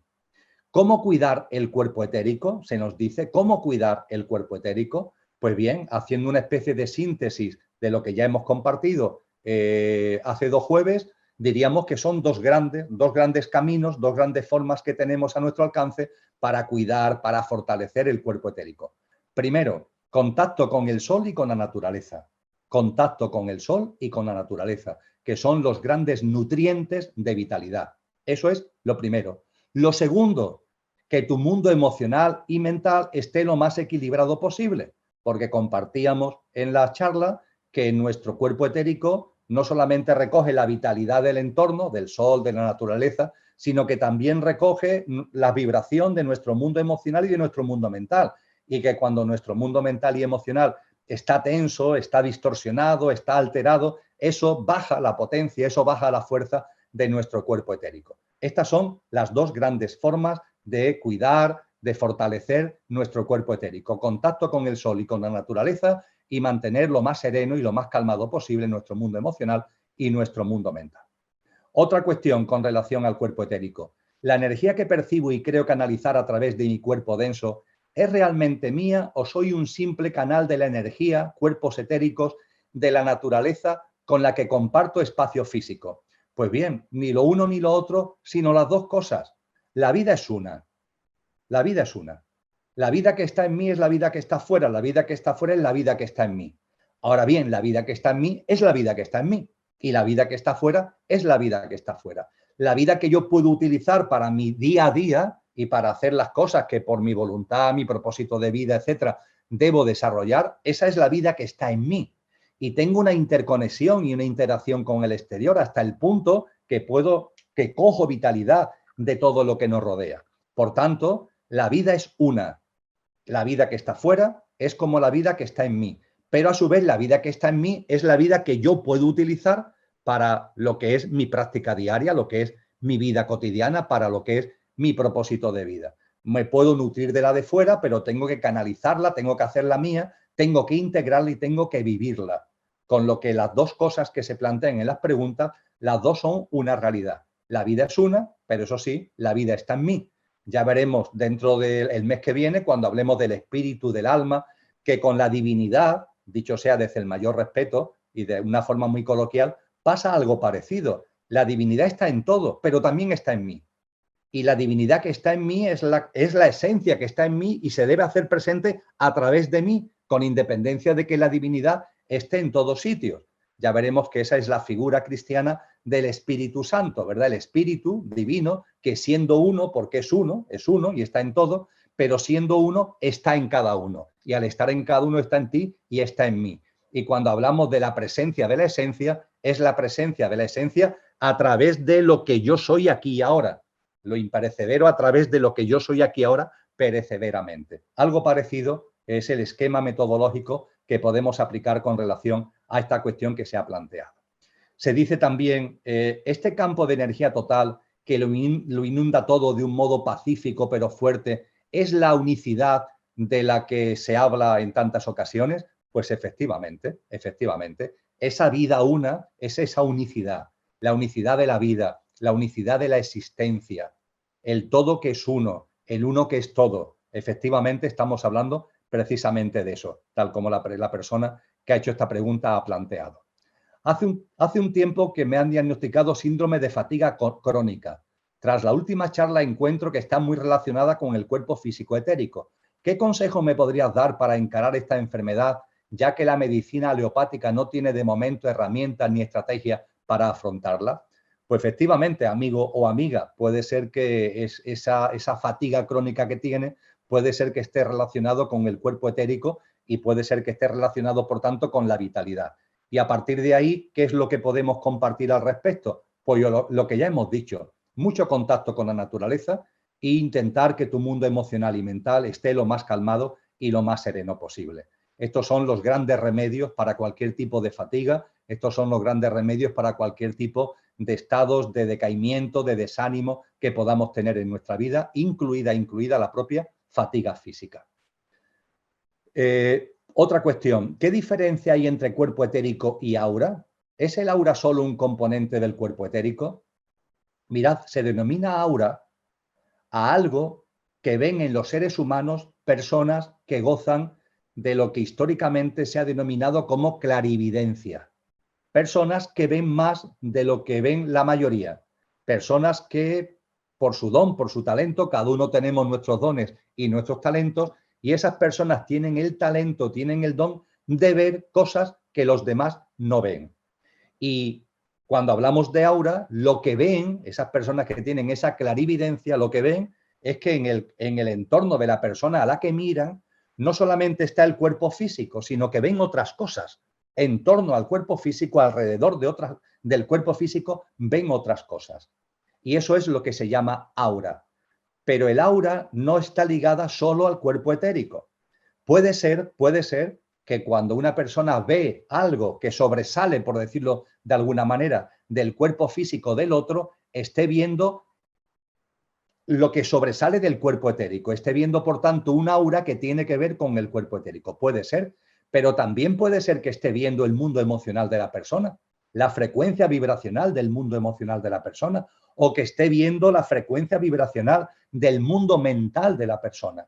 Por tanto, cuando hablamos de aura, el aura puede ser una manifestación de lo etérico, pero también puede ser una manifestación de lo emocional o ser una manifestación de lo mental. Y las personas que han gozado históricamente clarividencia nos han aportado información para diferenciar lo uno de lo otro. ¿Por qué? Muy sencillo. El aura que tiene que ver con el cuerpo etérico suele tener un tono blanquecino grisáceo, y sobresale un par de centímetros. No sobresale mucho del cuerpo físico, sobresale un par de centímetros. El aura que tiene que ver con lo emocional sobresale más, no se queda en ese par de centímetros como contorno del cuerpo físico, sobresale más y tiene colores variados y de tipo pastel, como de tipo pastel, sería la forma de describirlo hablando en el argot de la pintura, como cuando una persona hace un óleo y utiliza pintura tipo pastel. Hay colorido, tonalidades pastel. Y el ámbito mental también sobresale mucho más allá de ese contorno de los 2 centímetros, que es el caso del etérico. También tiene colores, como sucede con lo emocional, pero los colores, y esa es la diferencia con lo emocional, suelen ser muy brillantes, suelen tener mucho brillo. A partir de ahí, cuando las variaciones que hay en el cuerpo etérico, más o menos potente, tienen que ver con que ese color blanquecino del etérico sea más blanco o sea más gris. Si es más blanco, el cuerpo etérico está más potente. Si es más grisáceo, el cuerpo etérico está más débil. Y en el caso del mundo emocional y del caso del mundo mental, la forma de percibir cómo se está emocionalmente o cómo se está mentalmente es por los propios colores. Depende de las tonalidades. Cada tonalidad está hablando de un estado emocional o está hablando de un estado mental. También es un tema que hay muchos detalles en la red, hay libros serios que abordan este tema con detalle acerca de si queréis saber cuáles son esas tonalidades, tanto del aura emocional como del aura mental, pero a lo que aquí nos afecta y al hilo de la pregunta que se ha hecho, creo que con lo compartido es suficiente. Otra cuestión que planteáis, suelo visualizar y sentir los colores de los chakras de manera ascendente, pero son en este orden otros colores. En fin, y nos pone un orden, no voy a leerlo porque es largo, de los distintos chakras. Por encima y a veces elevando la mirada, llegando al máximo en el oro. Procuro acceder al blanco, paz, armonía, cuidados, el yin, luego el plata y ya en el más alto otra vez el oro. Y la pregunta en definitiva es, ¿todo esto es relevante? ¿O es relevante hacer un protocolo tan exacto? ¿O basta con visualizar luz que desciende y depura también para otros? Pues bien, tanto con relación a los chakras y a las energías, como con relación a todo lo que tiene que ver con la consciencia, amigos y amigas, dos reflexiones. Primero, cada uno es cada uno y cada uno tiene que saber en qué momento está y lo que le viene mejor. Y lo que le viene mejor para avanzar en el camino de la consciencia a una persona no tiene por qué ser lo que le viene mejor a otra. Lo mismo a otras personas, el centrarse en el tema de los chakras, el sentir los chakras, el percibir las tonalidades como forma de activar chakras, pues a algunas personas le viene maravillosamente y a otras personas no le dice absolutamente nada, porque depende del estado de conciencia de cada cual. Y eso es lo primero que tenemos que darnos cuenta, que lo que es válido para uno no tiene por qué ser en este momento válido para el otro, lo cual no le quita validez a lo que la otra persona está haciendo. Tenemos que conocernos a nosotros mismos y también conocer nuestro camino espiritual, nuestro camino de conciencia y lo que nos viene bien en el aquí, ahora, en el momento presente, en nuestro camino de conciencia. Primera reflexión. Segunda reflexión. Sin menoscabo de lo anterior, ojo con los ritos, ojo con los protocolos absolutamente determinados, porque eso nos suele lastrar en nuestro camino de conciencia. Puede ser que en un momento determinado, muy concreto de tu camino, un protocolo, unos ritos muy establecidos, unas normas para hacer esto, para hacer aquello, te pueden venir bien. Pero ojo, no lo sacralices, porque eso viene bien en este momento, pero puede ser que más adelante no te venga bien. Y a partir de ahí no te vayas a atar demasiado a los protocolos, a los ritos, porque eso que puede ser un elemento de avance en una fase puede convertirse en una rémora en otra fase.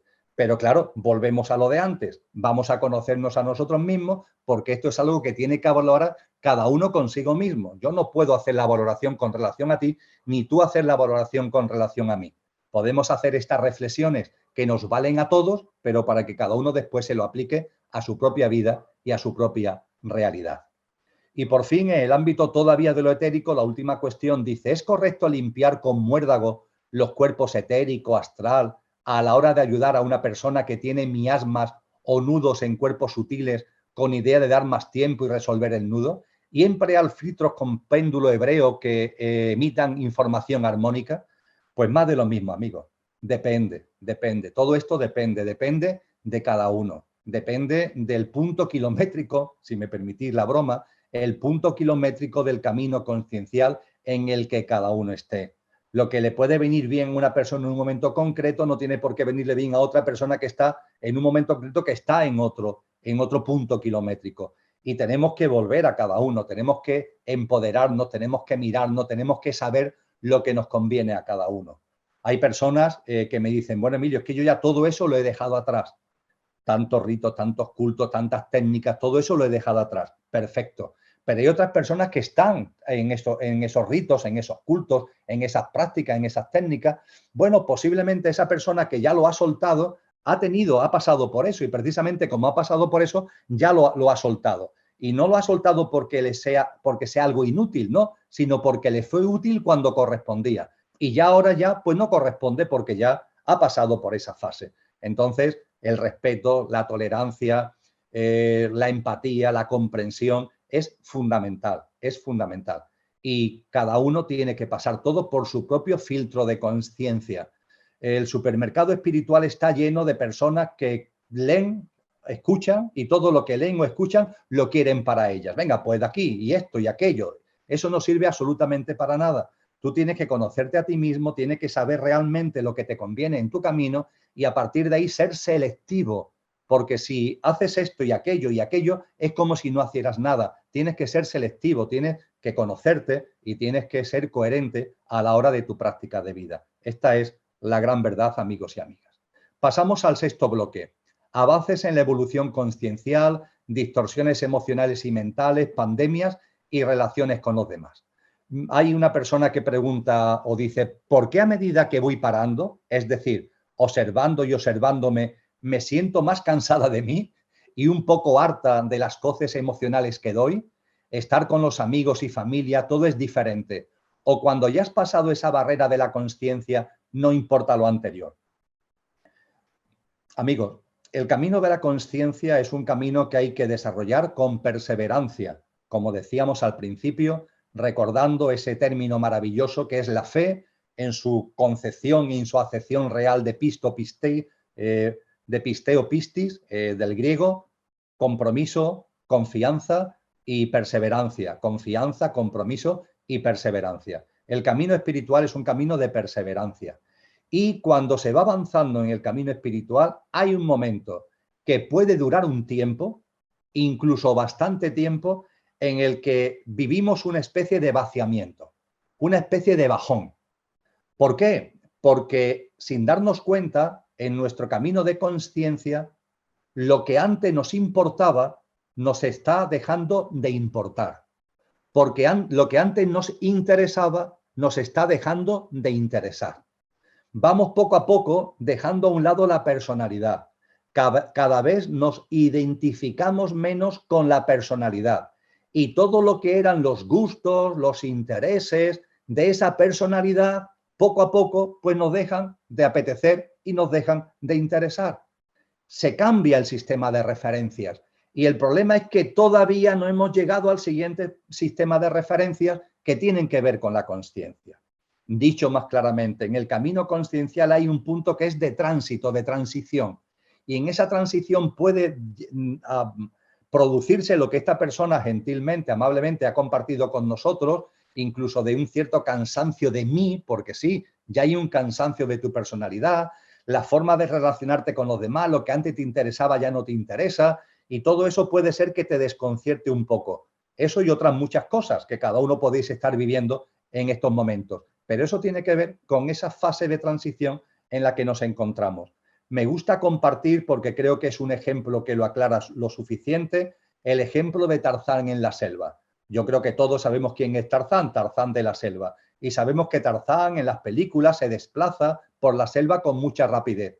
¿Cómo lo hace? Pues en un árbol coge una liana, estas cuerdas colgantes que tienen los árboles en la selva, se agarra con las dos manos a la liana, coge impulso y se va hacia el árbol siguiente.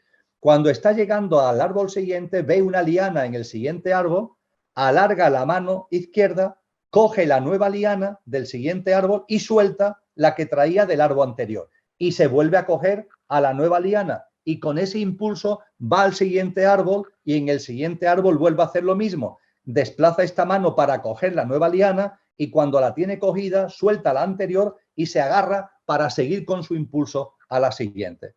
Pues bien, dicho esto, nos gustaría que el camino de la consciencia, el camino y el sendero espiritual fuera así, que lo pudiéramos transitar como Tarzán, pero no es así. Y no es así, ¿por qué? Porque en el camino de la consciencia hay un punto en donde tú vienes con tu liana y cuando vas a dar el paso al siguiente árbol, cuando vas a dar ese paso que yo denomino de transición, tienes que soltar la liana con las dos manos sin haber cogido todavía la otra.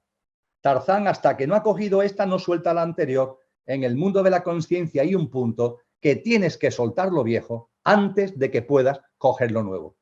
Y ese camino de la consciencia es así, está descrito hace muchísimo tiempo. Y cuando sueltas y todavía no has cogido, cuando suelta la liana anterior, la vieja, y aún no has cogido la nueva, tu nueva vida, ahí hay una pérdida de referencias, hay una especie de vacío, una especie de mareo que se plasma de muchas formas. Pero la clave es la confianza, el compromiso contigo mismo y la perseverancia. Sigue para adelante, no te preocupes, tú sigues siendo coherente con tu conciencia, sigue viviendo del modo más consciente posible y tú verás cómo la nueva liana llega a tus manos. La nueva liana llegará a tus manos con toda seguridad.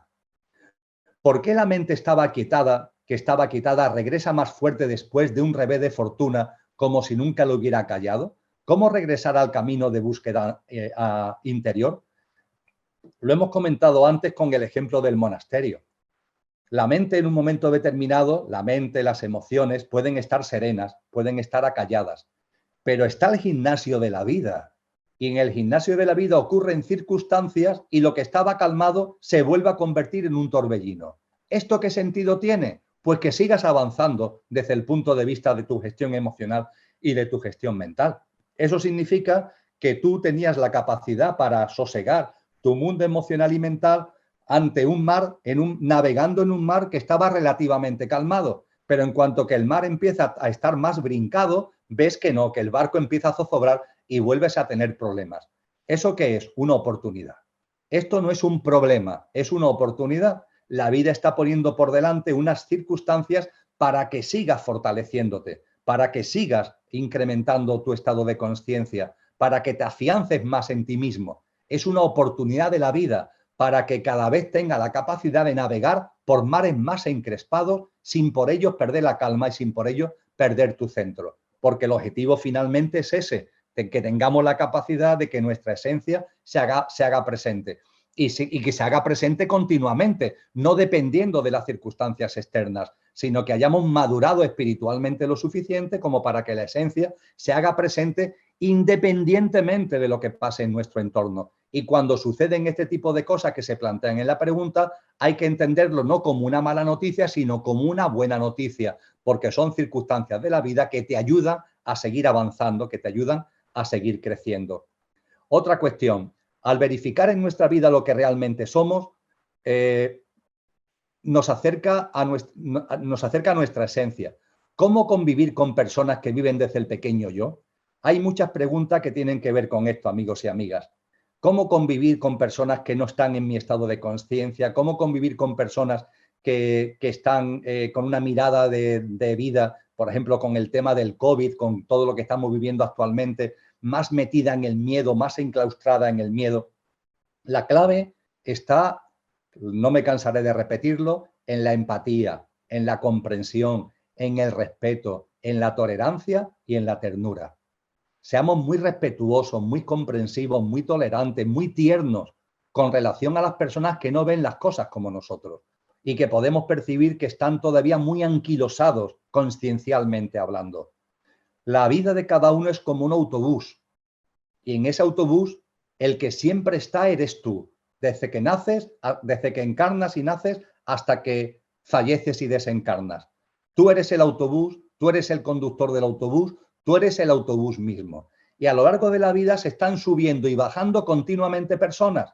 Hay personas que suben y se quedan mucho tiempo, tu pareja, tus hijos. Hay personas que suben y bajan continuamente, la que te encuentras en una esquina en un momento determinado cuando estás comprando el periódico en el kiosco y hay una persona al lado. Bueno, pues esa persona ha entrado en tu vida, pero es algo absolutamente momentáneo. Y tenemos que ver, la vida de cada uno tiene que verla así como un autobús donde hay gente que lleva dentro mucho tiempo y muchas personas que suben y bajan continuamente. Pero lo que siempre está ahí eres tú. E incluso esas personas que llevan mucho tiempo pueden ser que en un momento determinado ya no estén, se bajen, entre comillas, del autobús. Pues bien, con esta imagen gráfica que acabo de plantear, con este símil, todo aquel que se sube al autobús sube para ayudarte en tu camino. La ayuda puede ser directa, el abrazo, el acompañamiento, las frases cariñosos, etcétera, etcétera, o la ayuda puede ser indirecta, que es hacerte la puñeta.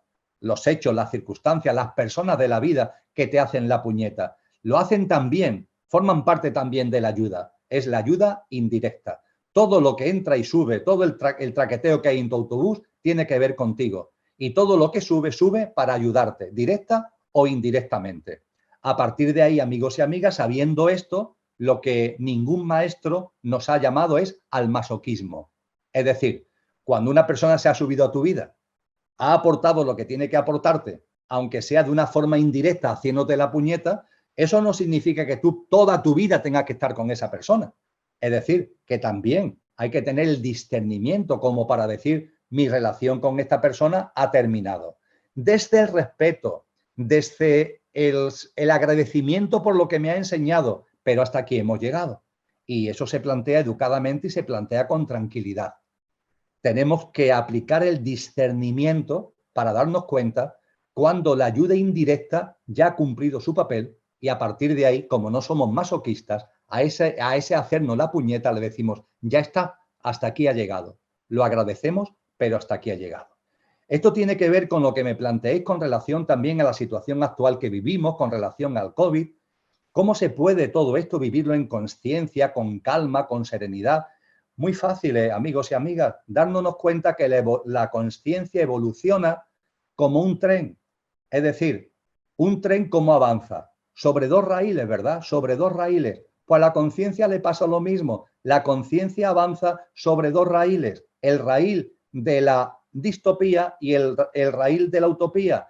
El raíl de lo que la mente denomina negativo y el raíl de lo que la mente denomina positivo. Y los dos son necesarios, entre otras cosas porque el raíl que denominamos negativo, el raíl de la distopía, el raíl de las noches oscuras, potencia, es un factor de impulso de la propia consciencia, es un factor de impulso del propio carril que denominamos, del propio raíl que denominamos positivo. Y esto sucede en la vida cotidiana de cada uno, en tu vida, en la mía. Nuestra consciencia avanza sobre lo que llamamos positivo, pero también sobre lo que llamamos negativo, lo utópico y lo distópico. Y lo distópico además tiene una función porque alimenta y nos posibilita que nos demos cuenta, que tomemos conciencia de cosas y, repito, que sirva como factor de impulso.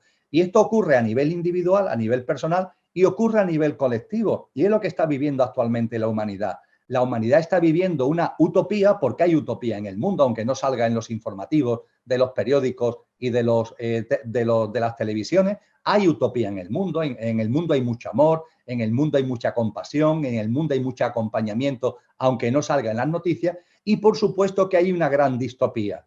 Y esa distopía, esa noche oscura que estamos viviendo como humanidad, es un factor de acicate también para la utopía, también para la consciencia. Y finalmente la consciencia evoluciona sobre dos raíles. Así que todo lo que estamos viviendo, que a veces nos puede parecer tremendo, que nos puede distorsionar, eso no justifica a los que hacen daño, no justifica a los que pueden estar originando sufrimiento, pero que seamos conscientes de que la vida todo lo integra, de que la vida es enormemente sabia y que la consciencia como plasmación de esa vida se nutre tanto de un raíl como de otro, tanto de lo que nos parece maravilloso como de las noches oscuras. Y esto vale a nivel individual y vale también a nivel colectivo.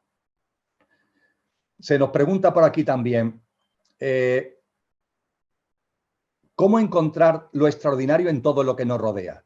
No solo en lo que nos gusta hacer o se nos da bien, sino en todo. Amigos y amigas, todos tenemos dones y talentos. Todos, cada uno los nuestros. Y a partir de ahí hay cosas que cuando las hacemos con entusiasmo tienen que ver con esos dones y talentos.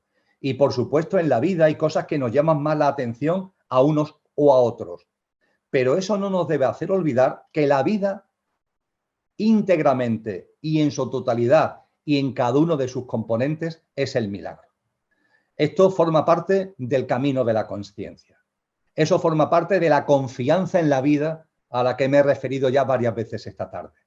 Cuando vamos confiando en la vida, cuando vamos viendo la vida como realmente es, no como un enemigo, no como algo que nos puede dar un susto en cualquier momento, sino que vamos percibiendo que la vida nos abraza y que todo tiene un sentido profundo en ella para nuestro avance espiritual, entonces empezamos a percibir que en la vida todo es un milagro, le guste más a nuestra mente o le guste menos a nuestra mente.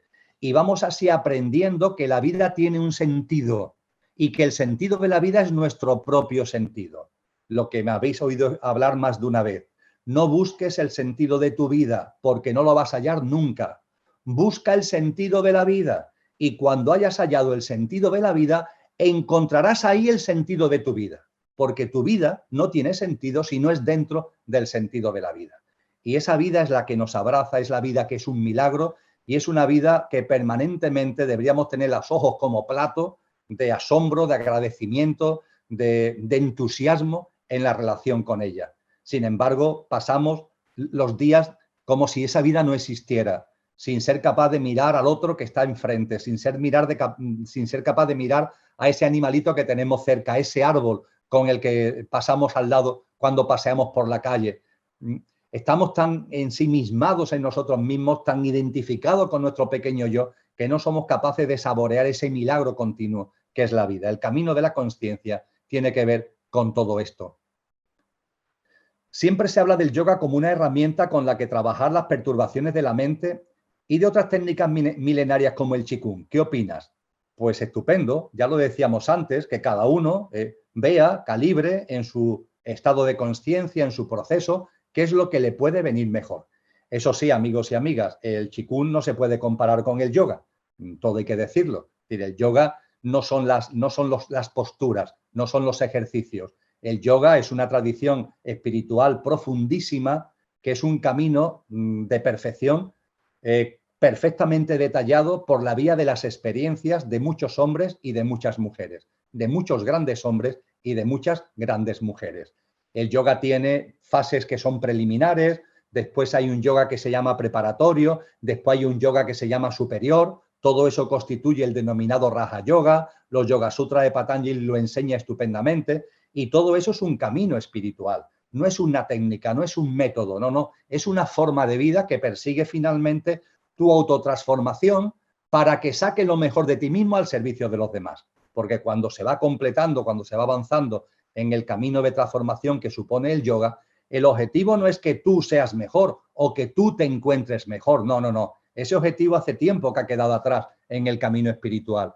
Tu autotransformación tiene como colorario, como efecto natural, tu forma de vida distinta y el que ese empoderamiento, esa mejora, esa transformación que tú has vivido lo pones al servicio de los demás. El yoga no es momento de entrar en ello, quizás dediquemos un encuentro mensual a hablar con tranquilidad del yoga. Creo que en el mes de marzo o abril ya hicimos un encuentro donde tuve oportunidad, que lo tenéis en internet, de detenerme en ello, pero posiblemente en algún momento volveremos otra vez a plantear estos. ¿Qué piensas sobre la posibilidad que haya fuerzas que eviten que la humanidad se conozca a sí misma, que interfieren en el camino de consciencia de la humanidad? Esas fuerzas existen, amigos y amigas. Claro que existen fuerzas que quieren dificultar el camino en consciencia de la humanidad, sin duda ninguna.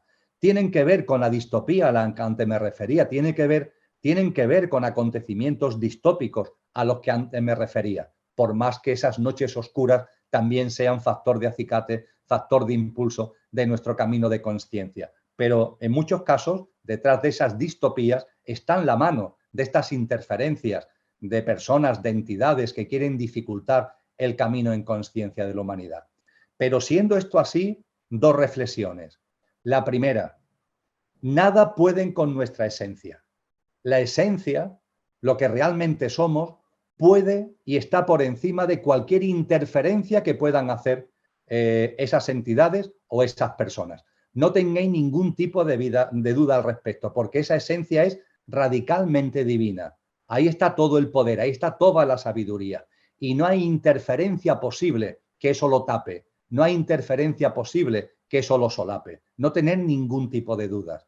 Y en segundo lugar, de la misma forma que hay entidades y personas que quieren influir para retardar, para distorsionar, para dificultar el camino colectivo de consciencia de la humanidad, no olvidemos que también hay seres espirituales, seres de alta vibración que nos acompañan. Y esos seres de alta vibración nunca van a interferir, pero garantizan el equilibrio para que podamos avanzar. Es decir, las interferencias que los seres involutivos, por llamarlo de algún modo, las influencias que los seres involutivos puedan hacer para que no avancemos, hay otros seres que son evolutivos que no interfieren, pero garantizan que el escenario, que el equilibrio sea el necesario para que podamos avanzar en consciencia. Ya tenemos la fuerza dentro por nuestra esencia y nuestra divinidad, pero además hay seres espirituales evolutivos que garantizan el equilibrio. Y cuando los otros quieren romper el equilibrio, estos seres espirituales evolutivos restablecen en el equilibrio para que nuestro camino se pueda desarrollar en libre albedrío. Los seres espirituales evolutivos no nos van a llevar de la mano por el camino, pero garantizan el escenario, el contexto para que en libre albedrío nosotros mismos podamos avanzar. Con relación al ámbito emocional, curiosamente, solamente se han planteado dos cuestiones. ¿Es bueno drenar las emociones estancadas y así cicatrizar las heridas del cuerpo emocional? ¿O mejor es cerrarla con amor en una meditación? Pues mirad, el mundo emocional ya lo hemos compartido antes con relación a otras preguntas, que forma parte de la personalidad, es cuando lo compartíamos hace unos minutos, hace un rato. Hay que hacer lo que esté en nuestra mano para armonizarlo y equilibrarlo. Y lo que esté en nuestra mano tiene que conocerlo cada uno. Aquí se habla de cicatrizar las heridas o de mejor cerrarla con la meditación. Ciertamente, todo lo que tiene que ver con la comprensión profunda de que todo lo que se sube a tu autobús es para tu ayuda, eso ayuda enormemente a calmar tu mundo emocional. Todo lo que se sube a tu autobús es para ayudarte, directa o indirectamente. Por tanto, hay que estar agradecido a todo lo que se suba en nuestro autobús. Eso calma mucho, serena mucho el mundo emocional. Ayuda a cicatrizar, entre comillas, heridas que puedan haber ahí en nuestro mundo emocional. Eso que sucedió ahí, que lo tienes ahí como una herida abierta, reconócele el valor que ha tenido para tu impulso, para tu desarrollo en consciencia, para tu camino. Dale el valor que merece. Y a partir de ahí, despídete también. Con agradecimiento, despídete y dile adiós. Y cierra esa herida. Me aportaste lo que correspondía. Ya he sacado el jugo que tenía que sacar. Y a partir de ahí, con agradecimiento, te digo adiós. A circunstancias, a personas, con discernimiento, esto tenemos que ser capaces de llevarlo a cabo. Y se me pide también en el ámbito emocional que profundice en la idea de que ningún problema puede ser resuelto en el mismo plano en el que se creó. Muy bien, a esto le vamos a dedicar la última parte de la tarde de hoy, porque eso nos lleva ya a entrar en el ámbito mental. Y con relación al ámbito mental, se hacen varias preguntas. Teniendo como telón de fondo, no se me olvida, es el último cuarto de hora, tendremos esto muy presente, el que ningún problema puede ser resuelto en el mismo plano en el que se creó, en el que se provocó. En el ámbito mental se me pregunta, ¿cuál es la diferencia entre la mente concreta y la mente abstracta? Hace 15 días intenté explicarlo. No tengo ningún problema en sintetizarlo y repetirlo nuevamente. La mente concreta, dentro de nuestro mundo mental, la mente concreta es el denominado nivel inferior. Se le llama inferior ¿por qué? Porque es el nivel de nuestra mente apto, preparado y que usamos para lo cotidiano, para lo concreto, para lo rutinario, para lo ordinario de nuestro día a día. Las 1000 cosas de nuestro día a día, el sota, caballo y rey de la vida material que llevamos a cabo con la personalidad, con la apariencia, ahí está la mente concreta, que es una herramienta fundamental e imprescindible para poder vivir la vida. La mente concreta tiene su sitio y tiene su funcionalidad. Pero ojo, en nuestro plano mental hay otro nivel, el nivel de la mente abstracta. Y el nivel de la mente abstracta es el nivel de nuestra mente que está capacitado no ya para lo ordinario, cotidiano, concreto, rutinario, no, para lo trascendente. ¿Quién soy? ¿Quién soy de verdad? El conocerse uno mismo, el percibir la esencia que está más allá de la apariencia. ¿Quién soy? ¿De dónde vengo? ¿A dónde voy? Ir percibiendo la cadena de vida, las reencarnaciones, el propósito de vida en cada encarnación. La vida después de la muerte. ¿Qué es la muerte? ¿Hay vida después de la muerte? ¿Qué es la divinidad? ¿Cuál es el origen del universo? ¿Cuál es la razón de ser de la existencia y de la vida misma? Estas cuestiones y otras muchas como esta, a la que la humanidad se acerca desde la ciencia, desde la espiritualidad, desde las artes, desde la filosofía, tienen que ver con la mente abstracta. Esa es la gran diferencia. Las dos tienen su funcionalidad. La mente concreta para lo ordinario, cotidiano y rutinario. La mente abstracta para que nos planteemos cosas trascendentes.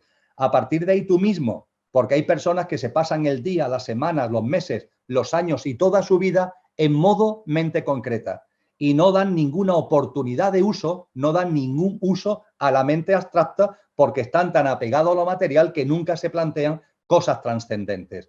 Y lo que nos han aconsejado los sabios y sabias es que teniendo la mente concreta a su sitio y estándole muy agradecido, pero que también en tu día a día uses la mente abstracta leyendo libros, viendo vídeos, viendo películas, compartiendo conversaciones que no giren en torno a cosas rutinarias, sino que vayan sobre asuntos, aborden temas que tengan una cierta enjundia, insisto, desde el punto científico, artístico, espiritual o filosófico. Es así como la mente abstracta se usa.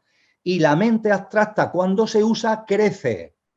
La mente abstracta, cuando se usa, crece, se expande. De modo que si la mente abstracta no la usas, no se expande. Está ahí, pero es como si no estuviera. Y cuando la mente abstracta se usa, la mente abstracta es el nivel más alto de lo efímero del ser humano. Lo más bajo es el cuerpo físico denso, lo más alto es la mente abstracta.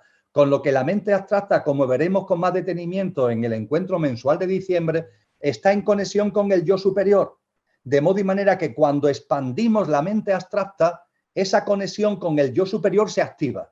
Es como si cuando la mente abstracta la tenemos ahí dormida, no la usamos y es como si no estuviera, la conexión, la posibilidad de influencia, la presencia del yo superior no es posible, porque la mente abstracta no está abierta. Es como una ventana, como una puerta que se tiene que abrir y se abre por el uso. Y cuando usamos la mente abstracta y se abre, el yo superior, con lo que ello supone, empieza a desparramarse sobre nuestros componentes perecederos, sobre nuestro mundo físico, sobre nuestro mundo etérico, sobre nuestro mundo emocional, sobre nuestro mundo mental.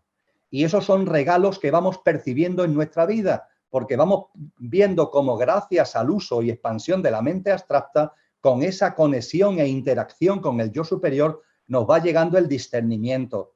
Empezamos a saber cosas sin saber cómo las sabemos. Empezamos a convertir la creencia en vivencia y en experiencia. Empezamos igualmente a darnos cuenta de que la vida tiene causalidades, que todo tiene su sentido profundo.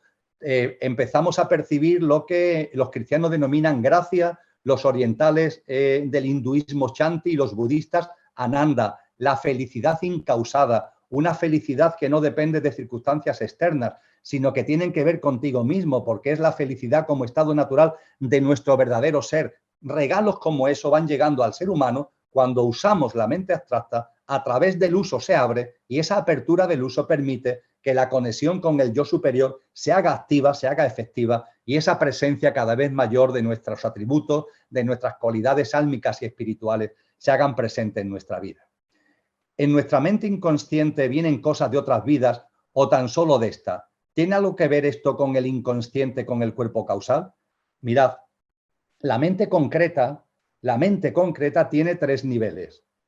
La mente consciente, no confundirla con la abstracta, ni con estados de conciencia avanzados. Es como lo llama la psicología. La mente concreta tiene una mente consciente, que es la cosa que están en nuestra cabeza y nos damos cuenta. Hay un inconsciente, que son las cosas que están ahí, pero no las vemos porque están como metidas en un cajón, y más profundo todavía está el subconsciente. Y esos 3 componentes, consciente, inconsciente y subconsciente, están en el ámbito de la mente concreta.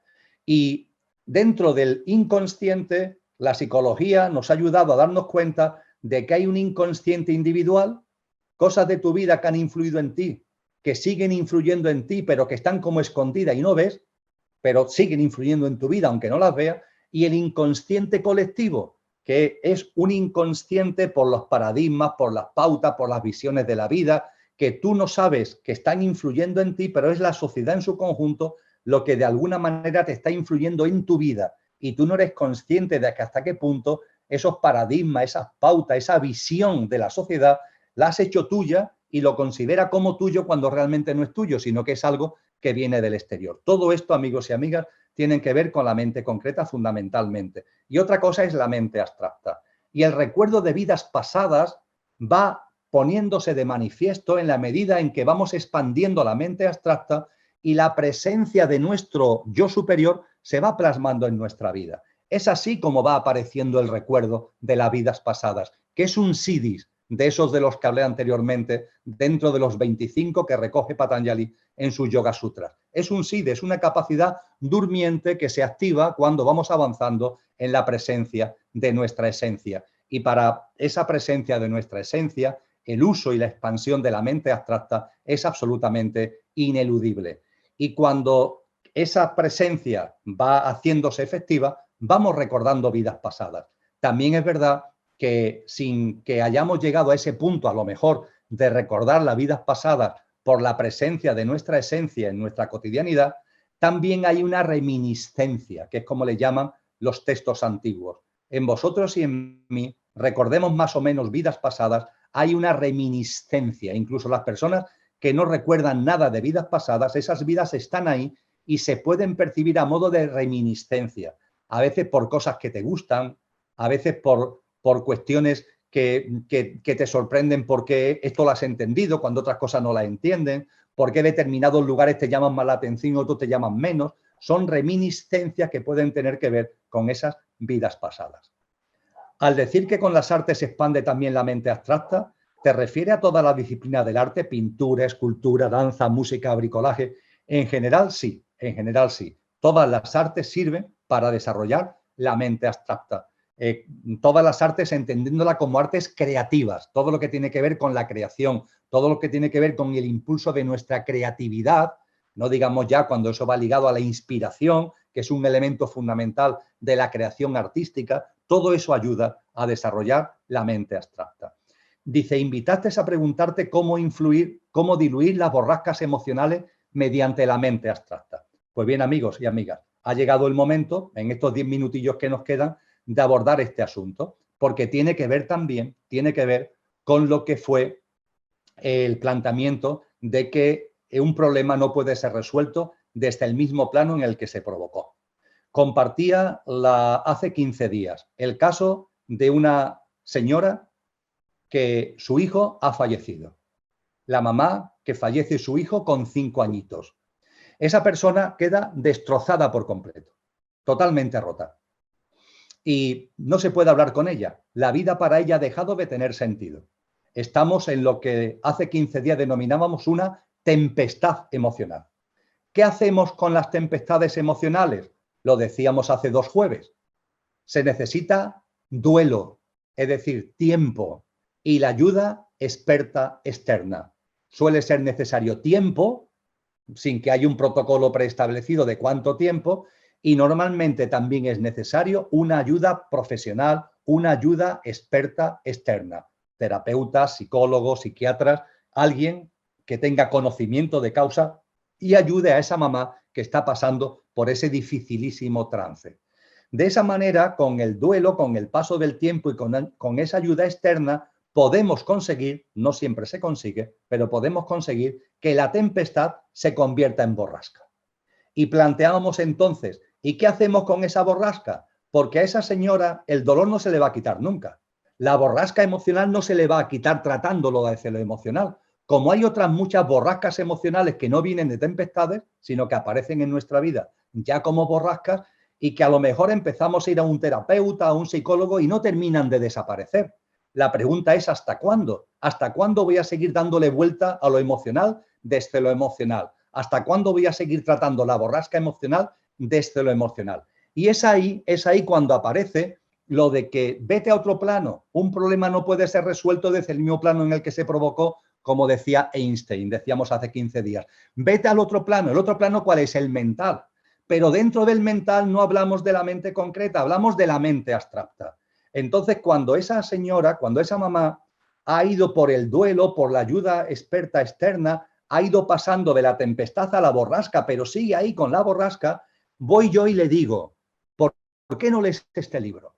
Que habla de la vida más allá de la muerte, porque la muerte no existe. La muerte es un imposible, la muerte es un fantasma de la imaginación humana. Lee este libro que te va a servir para que lo entiendas, para que lo comprendas. Y esa señora que unos años atrás ni si le hubiera pasado leer un libro sobre la vida más allá de la muerte, lo lee. ¿Por qué? Por el dolor que tiene. El dolor es el factor de impulso para que lea libros que antes no leía, para que vea películas que antes no hubieras visto, para que veas vídeos que antes tampoco hubieras visto, para que te relaciones y hables con personas que antes nunca hubieras hablado ni hubieras relacionado. ¿Qué está haciendo esa señora sin darse cuenta? No se lo puedes dar la teoría, lo que tienes que darle es la práctica. Lee este libro, ve este vídeo, ve esta película, habla con esta persona, vea esta tertulia, mira esta conferencia. ¿Qué estamos consiguiendo con eso? Que esa persona use la mente abstracta. Ella no lo sabe, pero nosotros sí. Esa persona está usando la mente abstracta. Y si es perseverante y el dolor hace que sea perseverante, el dolor mismo hace que sea perseverante en las lecturas, en los vídeos, en las conversaciones, etcétera, etcétera. Ese camino lo hace con perseverancia, la mente abstracta se sigue abriendo, la mente abstracta se sigue expandiendo. Y hay un momento determinado donde se produce lo que antes compartíamos y veremos con más detenimiento en el mes de diciembre. Y es que la presencia de lo que somos, la presencia de la esencia, se empieza a notar. Y llega el discernimiento. Es uno de los regalos que antes citaba. Hablaba del discernimiento. Y decía que el discernimiento está ligado ¿a qué? A saber cosas sin saber cómo las sabes y a convertir la creencia en experiencia. La creencia en experiencia. Y me ha pasado, amigos y amigas, y con esto vamos terminando, me ha pasado muchas veces. Cuando esa mamá, a la que entre comillas he acompañado por razones de amistad durante un tiempo, me llama un día y me dice: Emilio, quiero verte con urgencia, porque me ha pasado algo que quiero compartir contigo. Y quedamos y me cuenta lo que quiere compartir. ¿Y qué es lo que me dice? ¿Cuántas veces, Emilio, me has dicho que la muerte no existe? ¿Cuántas veces me has dicho que la muerte es un imposible? Y yo te quería creer. Me iba la vida en ello por el dolor que tenía. Yo te quería creer.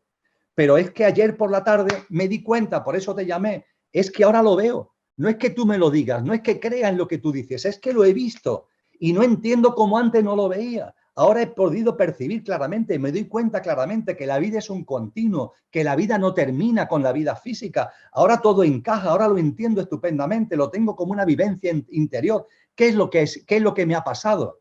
Lo que le ha pasado a esa mujer es que gracias a esos libros, a esos vídeos, a esas conversaciones, gracias a esa expansión de la mente abstracta, le ha llegado el discernimiento. Y ese discernimiento transforma la creencia en experiencia, en vivencia. A partir de ahí, esa señora va a seguir teniendo dolor por el hijo que falleció, por la hija que falleció. Pues ya no va a ser un dolor, ya es una cosa distinta. Habrá una añoranza, por supuesto, nunca va a haber olvido, faltaría más, pero ya no habrá dolor, porque esa mujer ya ha sabido, ya se ha dado cuenta que lo que su hijo es, con lo que su hija es, sigue siendo, sigue estando vivo, y que en el plano de luz habrá un reencuentro álmico de almas.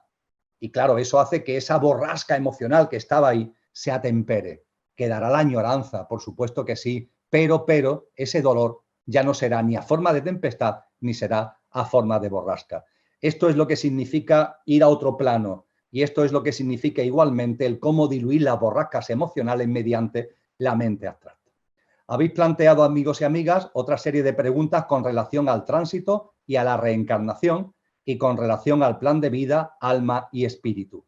Con relación al tránsito y reencarnación tengo aquí 6 y con relación al plan de vida, alma y espíritu 4, en total 10. Estas preguntas las dejo para el mes de diciembre.